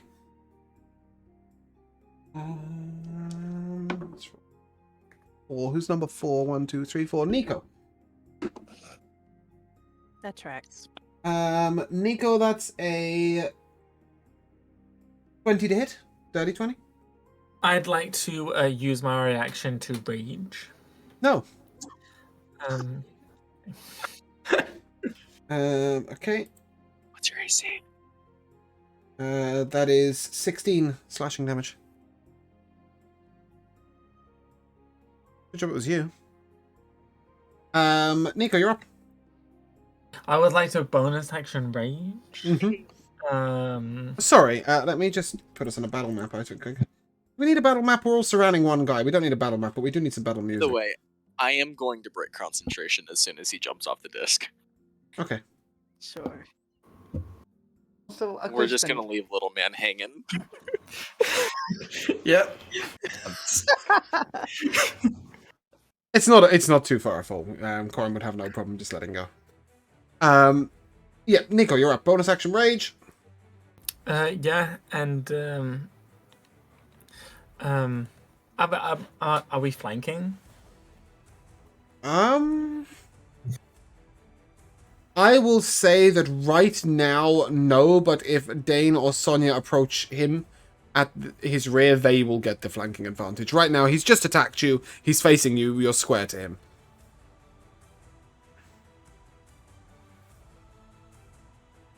That's a 18 to hit. Yeah, that'll hit. Great, I'm gonna come slashing down with my great sword. No, actually, as I like jump off of the thing, I'm gonna come slashing down. That is 8 slashing damage to rage damage. Yeah, just give me the full number. Like 10 is fine. Okay. That's 20 damage. Is it? Yes. And that's the end of my turn. Sonia, you're up. Nice. Yeah, I am gonna go up behind him. Okay, so now at this point, anybody who attacks in melee range will be flanking. Yep, Okay, go ahead. I'm gonna attack him with my warhammer. Mhm. It's advantage, right? Yep. If we're flanking, great, because that was only an 11. 15. That hits. Yes. For 6 damage. Mm-hmm. And I'm going to bonus action do Shield of Faith on myself. Yep. Absolutely fine. Let me just apply that damage. 6 damage. Corin, you're up. Yeah, I'm going to. Can I try and get like up onto the windowsill? Oh yeah, 100%. Ooh. Just bear with me a second. I'm just moving some counters around.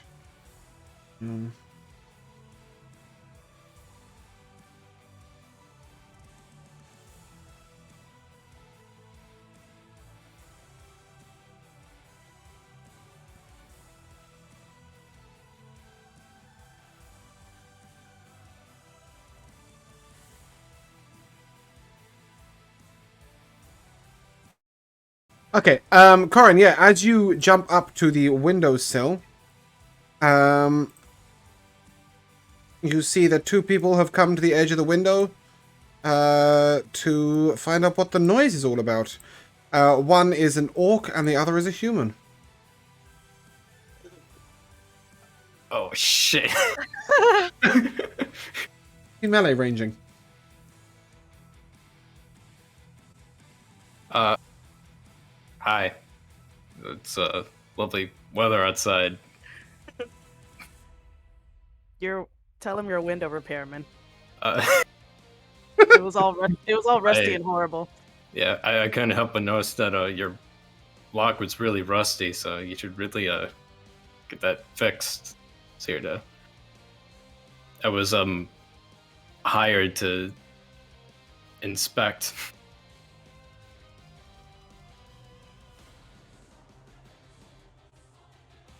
And the orc is just staring at you as blankly as you have ever seen an orc stare. Would you like to take an action on your turn? That's what I've got for you. I'm a persuasion roll.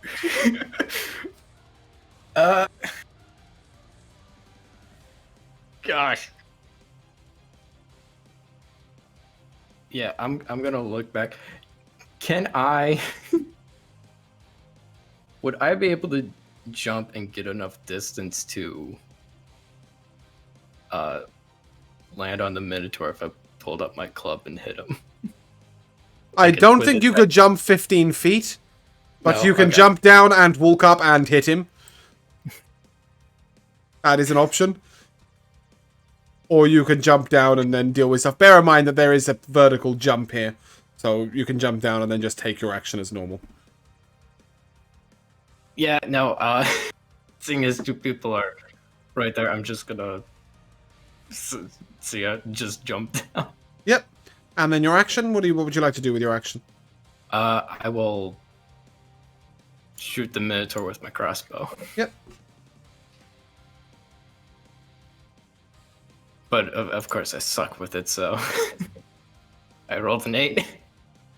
Nice. That is a miss. Yeah. Yeah, that's my turn. Okay. Yeah, that didn't go very well. But you didn't die. Dane, you're up.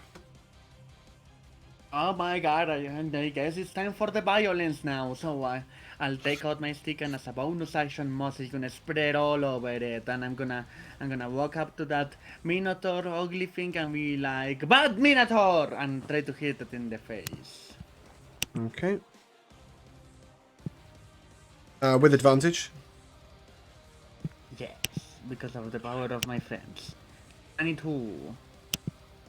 12 damage. Yeah, that will hit, and 12 damage is available.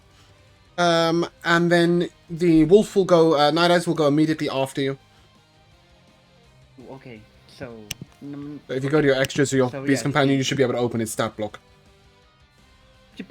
I guess yeah, he's a hunter. I don't want him to. I want him to be safe, but I'm guessing he would attack because of Yep. what you said. So he's gonna approach and he's gonna try to bite him in the foot. Okay. He's going to hamstring the bastard. Yep. Go ahead. Roll to hit. 12 to hit. That will miss, unfortunately. It's okay, Night Eyes. It's okay. Well, Yeah, that it's was not me. necessarily that it missed. He bites down on the back of the Minotaur's leg. It's just his jaw doesn't quite manage to get any purchase and get through, and it Okay. scrapes off. At this moment, E2 is going to take a shot. Am I rolling to everyone? No, not yet. Let me make sure I am. Oh, except I can't roll that dude. E2 is the human. That is a 19 to hit Nico.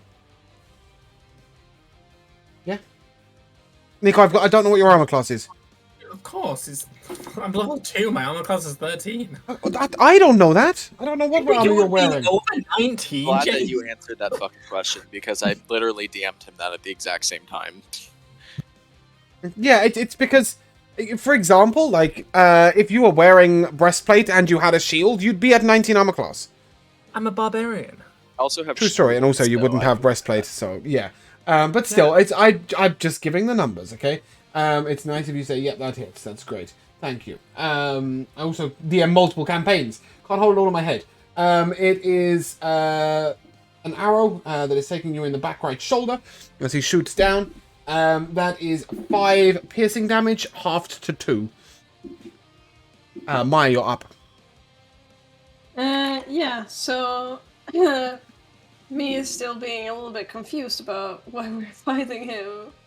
Just decides, well, okay then, and I stab him. Okay. I think you're fighting him because he pulled out an axe and swung it at your face. Oh, that makes sense. Okay, yeah, but it's a 23, so I hit, and that's 5 damage. Yeah, great.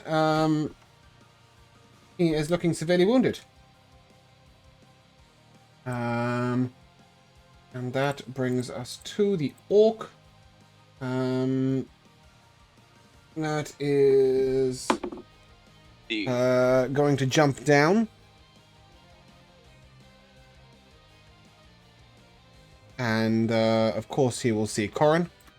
Corin, that is a 11 to hit you? Mm-hmm. An 11 hits you? Yeah. Oof. No. Oof. My AC is 9. Sick. That is It's the- D12. Where's a D12 then? That is 5 slashing damage. Okay. Okay. At this moment, you see that the bugbear and the human who were on the door come charging round to find out what's going on. Have I put them on the same square? Yes, I have. Okay. But that was their movement speed that turn to get round. Krylan, you're up. I am. Going Sorry, no, to- you're not. No, you're not. It's you only went first the first time because of nat 20. That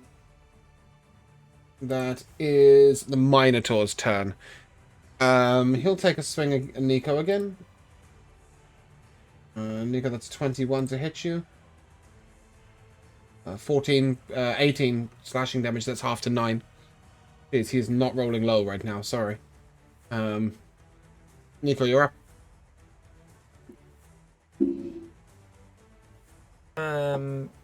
Okay. Coraline is up, I think. Colin is up. Yeah, sorry, Corallan is up. I've now pressed next, so it's gone past Corallan. Yep, Corallan, it's your turn. I will cast Magic Missile. Mhm. And let's On- roll that damage. Who are you casting Magic Missile on?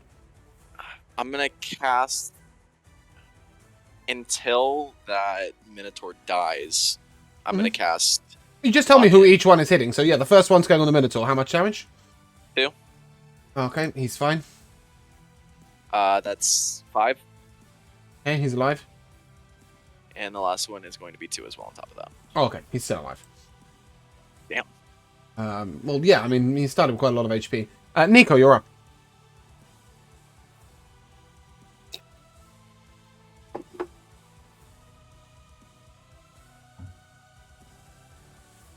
That's a 15 to hit. Yep. Cool. I'm gonna slash him with my greatsword. That is 9 damage. Okay, so as you swing, you slash across sort of his gut, and you see his entrails flowing out, and as he buckles over, and then falls to the ground in front of you. Ewan This is dead. piques my interest. Good. Ewan is dead. Sonia, you're up. Just a heads up, Sonia. Nico is severely wounded. I have 3 health. Out of 30. Damn. Mm. I wish I had a healing spell. I gave Do you a we healing have- spell. I don't have any healing spells. I gave you Cure Wounds. Did you not prep it? When did I get Cure Wounds? I would have loved to. No, wait. Sorry, Dane, is it you I gave Cure Wounds? Yeah, Dane got I Cure Wounds. have cure wounds. Okay, and Mai has healing word. Yeah, you're right. I didn't give it to you. Who has all those potions? Corallon. Cool, It was nice of him to hand them out in his turn, wasn't it? Cool. An action. It's a bonus Yeah. action for a start. Well, actually, handing somebody else a potion's a free action. Oh man. I'm gonna pull it Okay. out of the pouch. I'm gonna go over to the orc that's bothering Corin. Yep. Okay. And can I flank him or Oh, 100%. Let's go bully Okay. that bastard. Yeah. yeah. There is a wall next to your right hip here, yeah? Along this wall. I didn't prep a battle map for this because I didn't think we were going to attack the window. That's okay. Well, You know. And I will be swinging with my hammer. Yep. Advantage. One is a 14. Yeah, 14. 14 will hit. Yes. Or 7 damage. Great. Yeah, no, that definitely hurts him. He's that's a good strike. Any bonus actions, Sonia? You don't have one, do you? No, No. Corin, you're up. that's all. yeah. Since he's melee, I'm gonna switch out for my club and booming blade. Mhm.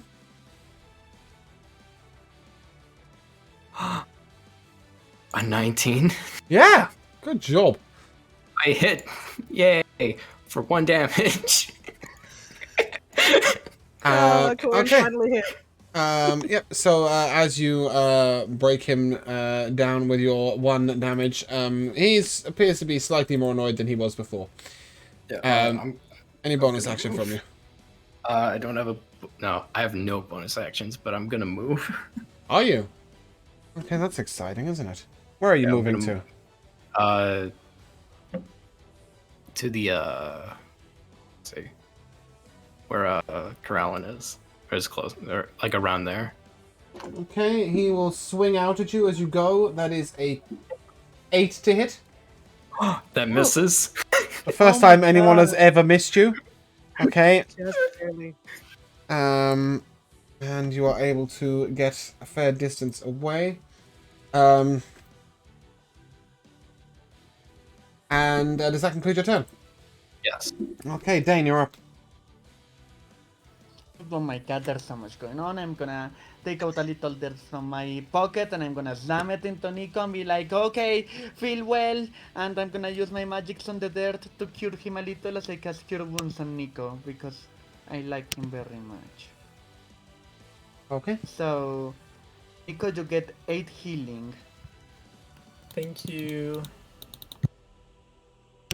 Oh my god, I see that there's more people arriving and that's really bad because I feel that we're getting a little overwhelmed, so I'm getting that little stress. So I'm gonna walk, so I want to be right in front of E4.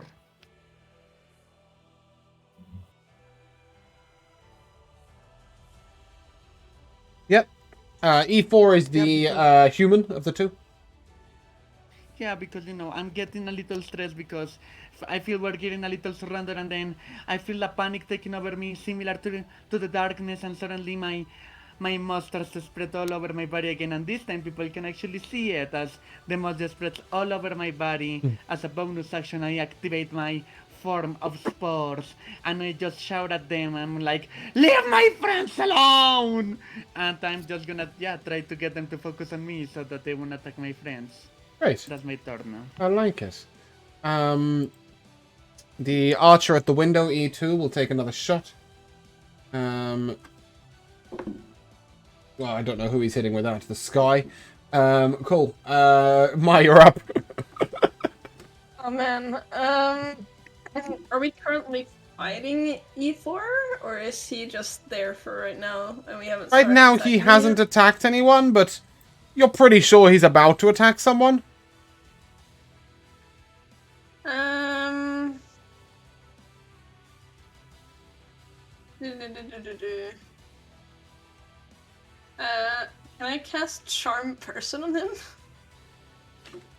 Without him getting advantage? Because we're not fighting him yet? I see the logic.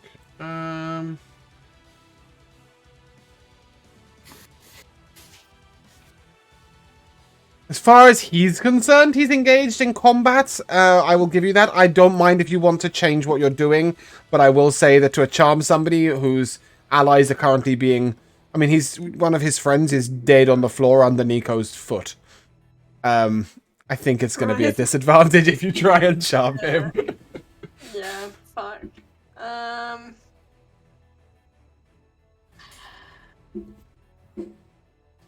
Man, okay.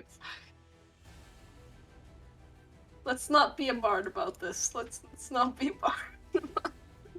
You could be a bard in terms of inspiration and stuff, but I think you might need to be a killer as well.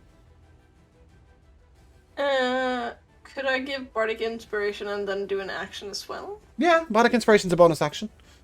Okay, cool. So I'm gonna give bardic inspiration to Dane because he obviously kills a lot of things. Yep. And then I'm gonna try to go up to, I guess, E5? The bugbear. Yep. Yes, and I will roll to hit. Mhm. That's a natural 20, and that's Double plus hit. 3, so that's a 23. Yep. That hits. And that's 2 damage. 2 damage with a crit? 2 damage. Dick. Roll again. Oh, I can roll again? Yeah, you double damage. Double damage with a crit. Oh, okay, then that's 3. 3 damage. Right. That was Okay. Okay, at this point, the Minotaur is going to swing back at you. That is... Ooh. Minotaur eight- is E5. okay, Not as Minotaur, my sorry, reaction- Bugbear. Yep. Okay, as my reaction, because he's turning his turn within feet of me, as he's going to punch me, the mushrooms in my arm are gonna explode, and the toxins are gonna go towards him. As he has to make a Constitution saving throw. He got a 20 on the con save. He takes half, yeah? So he saves. Yeah, so I rolled a 7, so he takes half of Yep. 7. Do we round up or down? Down. Always. So he 18. takes 3. Yeah, 18 to hit you, Mai. Yeah, 18 hits. That's 5 slashing damage. Damn it, okay. Okay, Can I do instant ward to Yeah, reduce of course you can. damage? roll me a d4. D4. Cause I am shook that she ran right up to a bugbear. Yeah. I don't care. Plus my spellcasting Yeah. modifier. Plus 1. Four, Yeah. 4 damage. So she takes 1. you take 1 damage instead, Mai.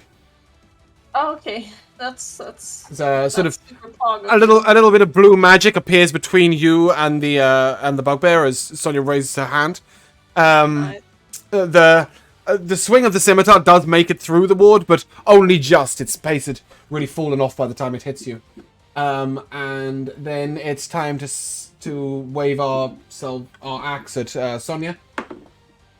Sonia, that is a grand total of 9 to hit you. Okay, E4 is going to swing at Dane. Dane, do you need to use a reaction to spores him, or is it just because he starts his turn next to you? Muted. It's a reaction. Okay, right, cool. So that, yeah. In that case, he will swing at you. That is a 9 plus. Oh, sorry, no, it's not. It's a 12 to hit you.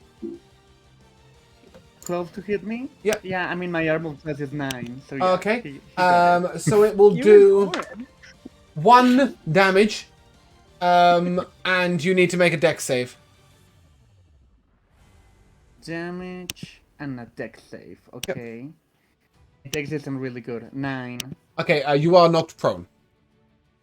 Oh, gee. And Okay. at this moment, you will see one more dude approaching in the distance. I'll put him over there somewhere. He's a little further, but you will be able to see him, Dane, as you fall. Kelaan, you're up. How long has it been since we were at the river? There's a reason behind that Weeks. question. Couple of hours? Couple of hours. Yeah, I think the group 2 in front of me at this point is probably fairly capable of handling themselves. However, I will walk up to Nico and hand him a potion of healing. Okay. So that's a free action. Yep. And then I will turn to face Yep. Go on. E1, E4, and E5. And I will, at that point... Damn, I didn't prepare that one. I will Bear in mind, cast- E1 is sort of 20 feet behind these guys, yeah? Yeah. I don't really have over here. anything to worry about there. I'm going to cast Magic Missile again. Okay, who on? We're going to go with E4. Okay, E4, the human. Yeah. Yep. Okay, give me the damage one at a time. 3, 5, 5. Okay, he's dead. Yay. But he did take all 3 to kill him. So that is E4 is down. Cool. Does that conclude your turn, Kelaan?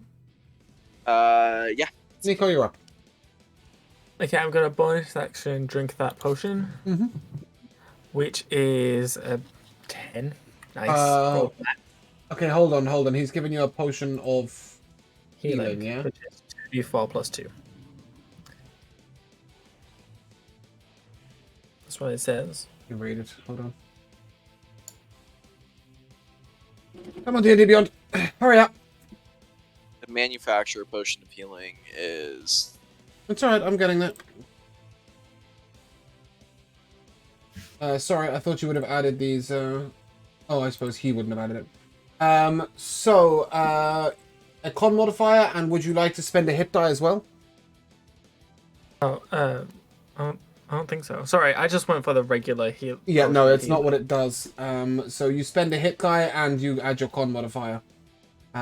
So if you go to short rest, don't actually short rest, but just it will tell you what your hit die is. It should be a d12.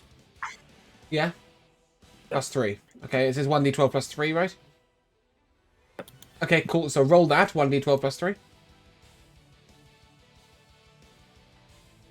4 plus 3 is 7. Plus 1, I believe, is what it does. Let me go back to wherever I was on the manufactured potion.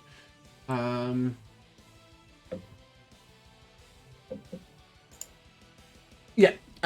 So that will give you whatever your roll was, plus 3 plus 1. So 8 health, So I believe I rolled. The 8 that I rolled on the 2d4. Yeah, but you got unlucky, right? It was a potential 17 healing, so it was worth checking. Or 16 healing, yeah. Cool. Okay, action. Okay, yeah, that changes what I'm gonna do now that I've got some more health. I'll run up to E3. Okay. Does this mean I'm flanking? Yep. Cool. I was gonna sharpshooter for the first time ever, but it's fine. That's okay. That is an 18 to hit. That'll hit. Nice. I'm gonna slash him across his throat for 13 damage. He did.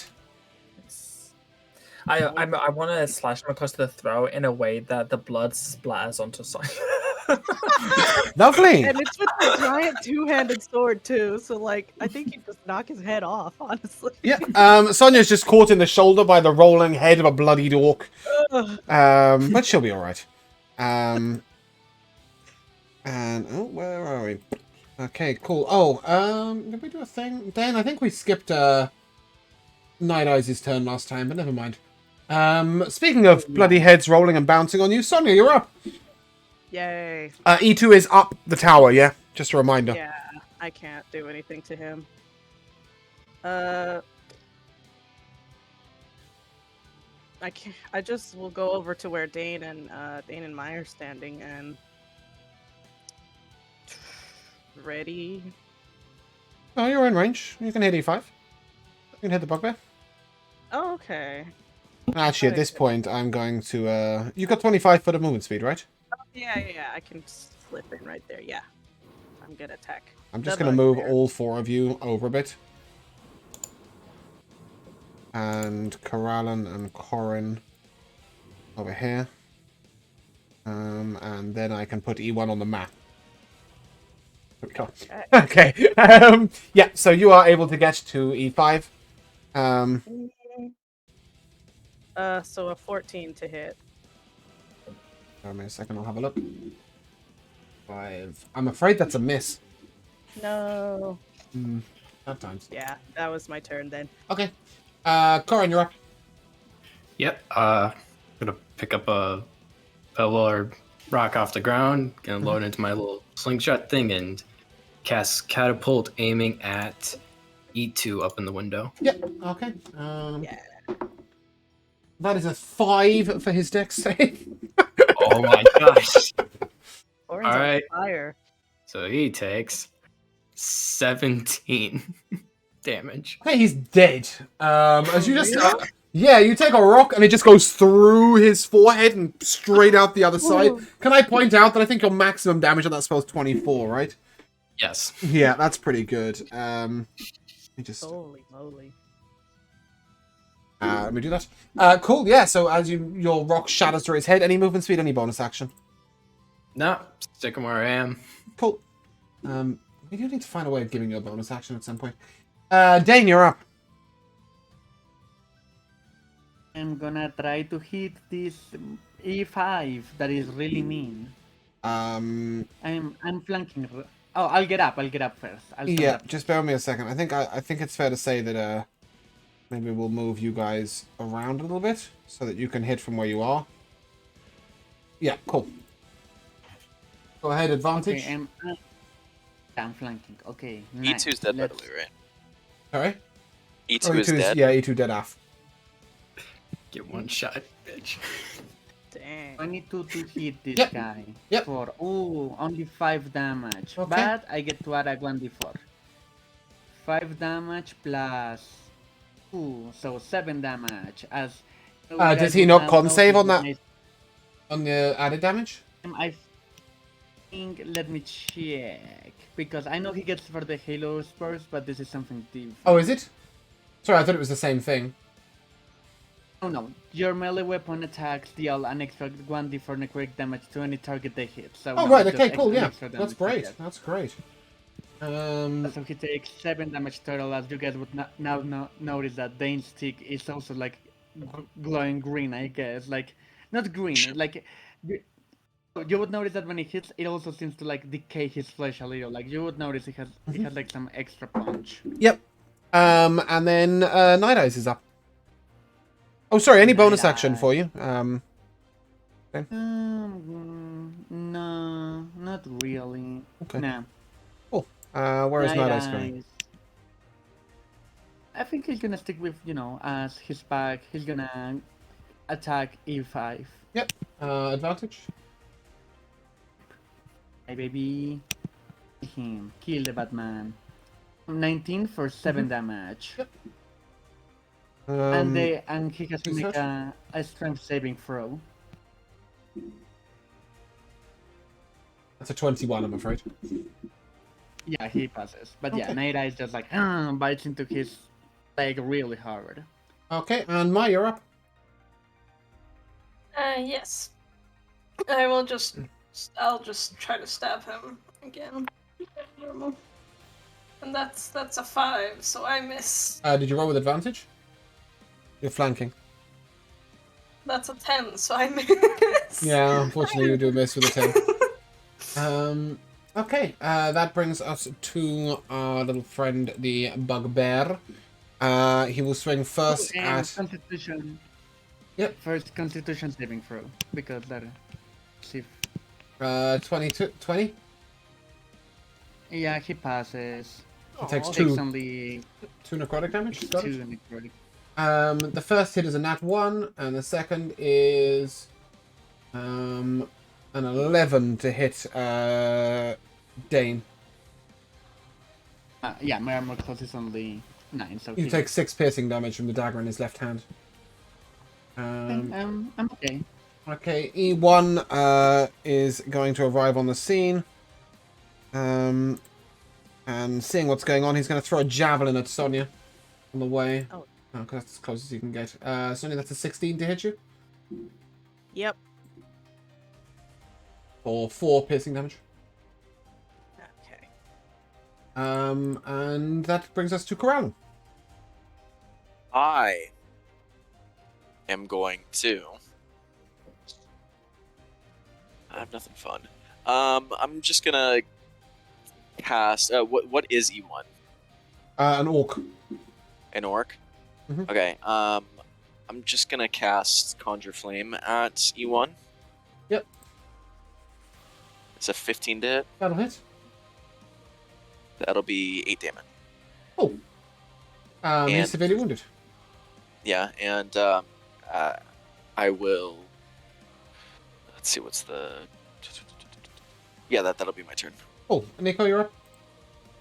I'm going to move 30 foot to the right. Mhm. And then I am going to sharpshooter E1 with my boomerang. Yep.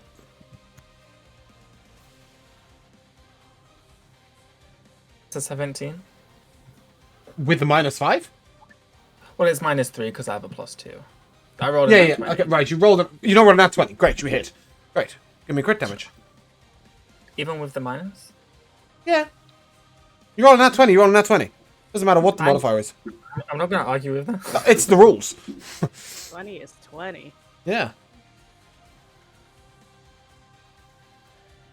It's 16 damage. Is the boomerang a 1d4 base? It's 1d4 plus 10. Well, bloody plus hell. the 10 because of the Yeah. sharpshooter. Oh, should that be another plus 10? No, sharpshooter's not a rolled dice. It doesn't really matter because, in all fairness, the 2 would have killed him. So 16 Okay, is just obliteration. That boomerang, if it hits, you fucking dead. E1 is down. No, not 1. E1 is down. And Sonia, you're up. Okay, I will try again too. Bish bash bosh. Yeah. That's a dirty 20. That'll hit. And you kill him. I sure hope so. 7, 9. You damage. can kill him! As you bring your warhammer into what's probably his hip. It ruptures. It ruptures downwards, and you just see he's just taken too many wounds through the blood loss alone and the trauma to his body. He falls upon the floor dead, and that will conclude our battle. At this moment, you hear sort of a deadly quiet upon the earth. Perhaps you realize that you might not have killed everybody, but you sure as hell killed all the people who are going to come out and check about any trouble. So with that, we shall end. Because we've actually overrun there, sorry. And I shall come to MVPs. Actually, before I come to MVPs, let's give out some things. Yay. To Mr. Kelaan, you may take the spell Levitate.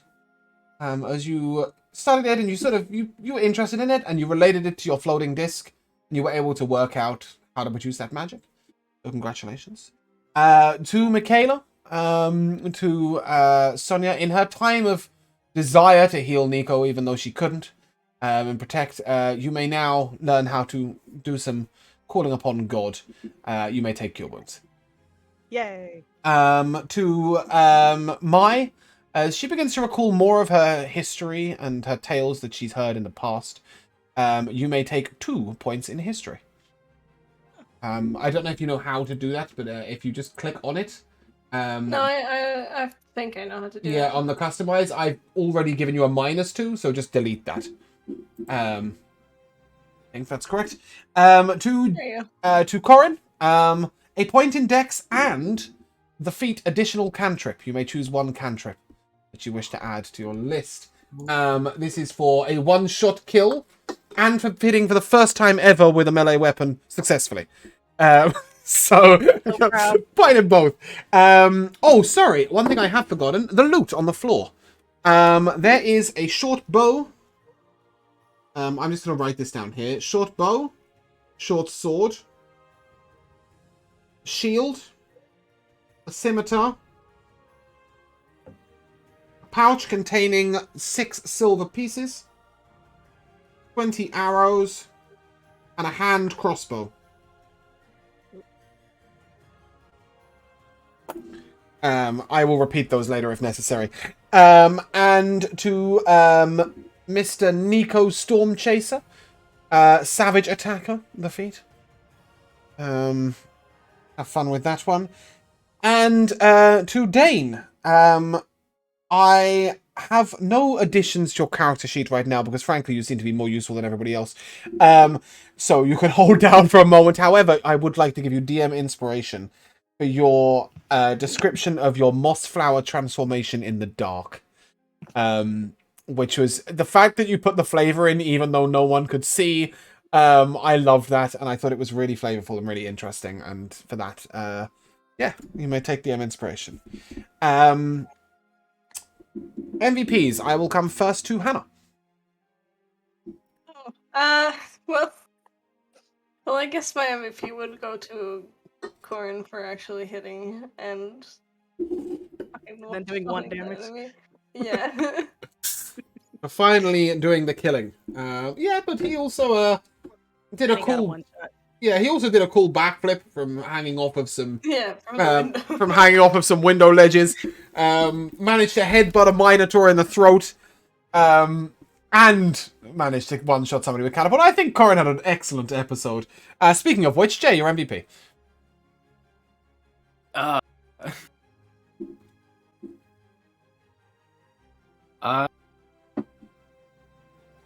Honestly, Dane for getting a wolf for our party. Yeah, it was a very unlikely chance that you ever had that encounter. It's now crossed off the encounter list, so you'll never have it again, obviously, because we don't have multiple wolves. But yeah, it's all of our campaigns seem to have 6 people in them. I think, Derek. Some of them have 4 or 5, but most of them have 6. Yeah, it's what's different is that everybody has a camera today. Josh, your MVP. Mine was gonna go for the 1-shot catapult rock. Just really cool. And also just Jay's reactions to things. I don't know if they're in character reactions or not, but like whenever something happens, he's like earlier when we were asking about what other like adventure girls and stuff like that, and they were like, well, obviously the guards have already checked out, and Jay's just like, oh. Majority of the time, it's in character since Corn isn't fully vocal. Corin's not a huge talker, so that's why we get a lot of action from in sort of gestures from Tom, your MVP. I mean, honestly, it has to be Karen. He was a ninja killer machine. But to say someone different, because to spread out the love, I'm gonna say the fact that Corallan had the choice he could either hide behind Corin, the 3-foot-tall gnome, or Nico, the gigantic barbarian, and just to hide behind Corin. He did say both, but I'm yeah. taller than both of them, so Yeah. At the end, but at first you only said Corin, and yeah, it was good. It was honestly, good. that has to Yeah, they have. Speaking of which, I'll hide in Kelaan. Oscar, your MVP. I have a duo. It was a reaction to something somebody did and the thing that person did. Mine would go to Jay and Hannah when the bard decided that their best course of action was to run up to a bugbear by themselves. To which Jay goes, Yeah, it was a good moment. she crits and does 3 damage. Does 3 damage. It was beautiful. Shock and awe on his face as that entire thing transpired was beautiful. Yeah, that is definitely. There was a whole lot of things going on there. Michaela. Yeah, that is who I've left out, right? Michaela, it is you. Yeah, I haven't come to you already. Good, right? Just double checking. Michaela, your MVP. My MVP is, it's gotta be Victorious, the super shredded elf who came out just to show us he was shirtless, and then was lounging around, and then finding out his name was in fact Victorious really sent me. So yeah, this is my new favorite character. I loved him. I couldn't kill him off. In fact, I loved him so much, I teleported him here from Beldania. Josh has met this character before in a solo campaign. You were given a quest by him. Yeah, to go and sneak in on some marital secrets. Which I did by disguising myself as the housekeeper. Oliver Twist style.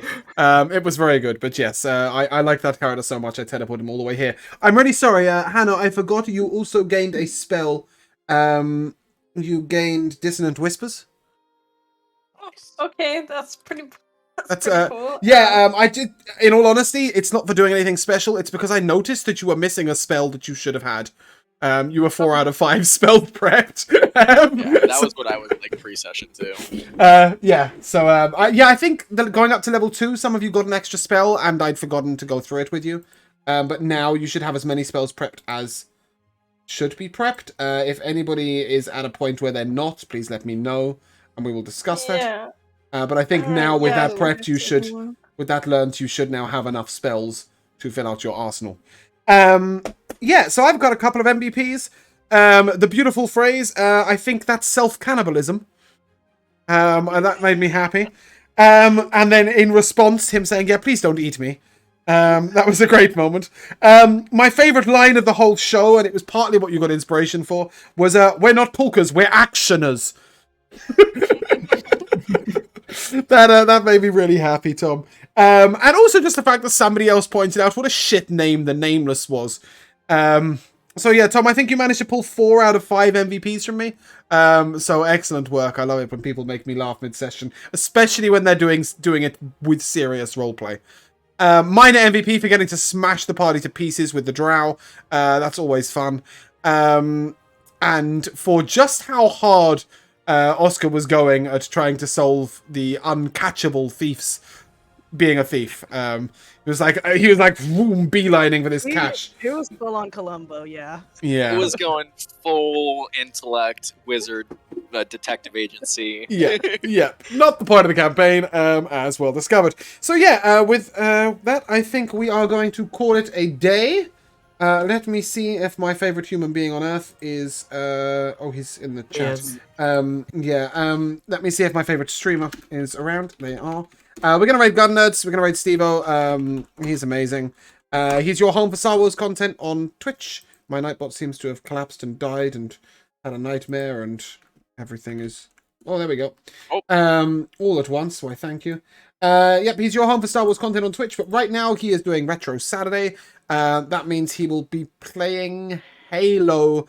He's going through the whole Halo series, duoing or trioing with his co-oping with various different viewers. So please give him your love. If you guys would like to say goodbye. Goodbye. Hi, Dan. Bye. Hi, Dan. Thanks for showing up. Also, hi, Derek. See you tomorrow. And on that note, I would like to say to you guys, thank you very much to Dungeon Mechanics for the raid. Thank you to the Lady Liv and Judgy DM for the follows, and to Dungeon Mechanics for the follows. Welcome to the Duck Pond. I hope you enjoy your stay. Please stay the fuck away from my pond life. I will see you all soon.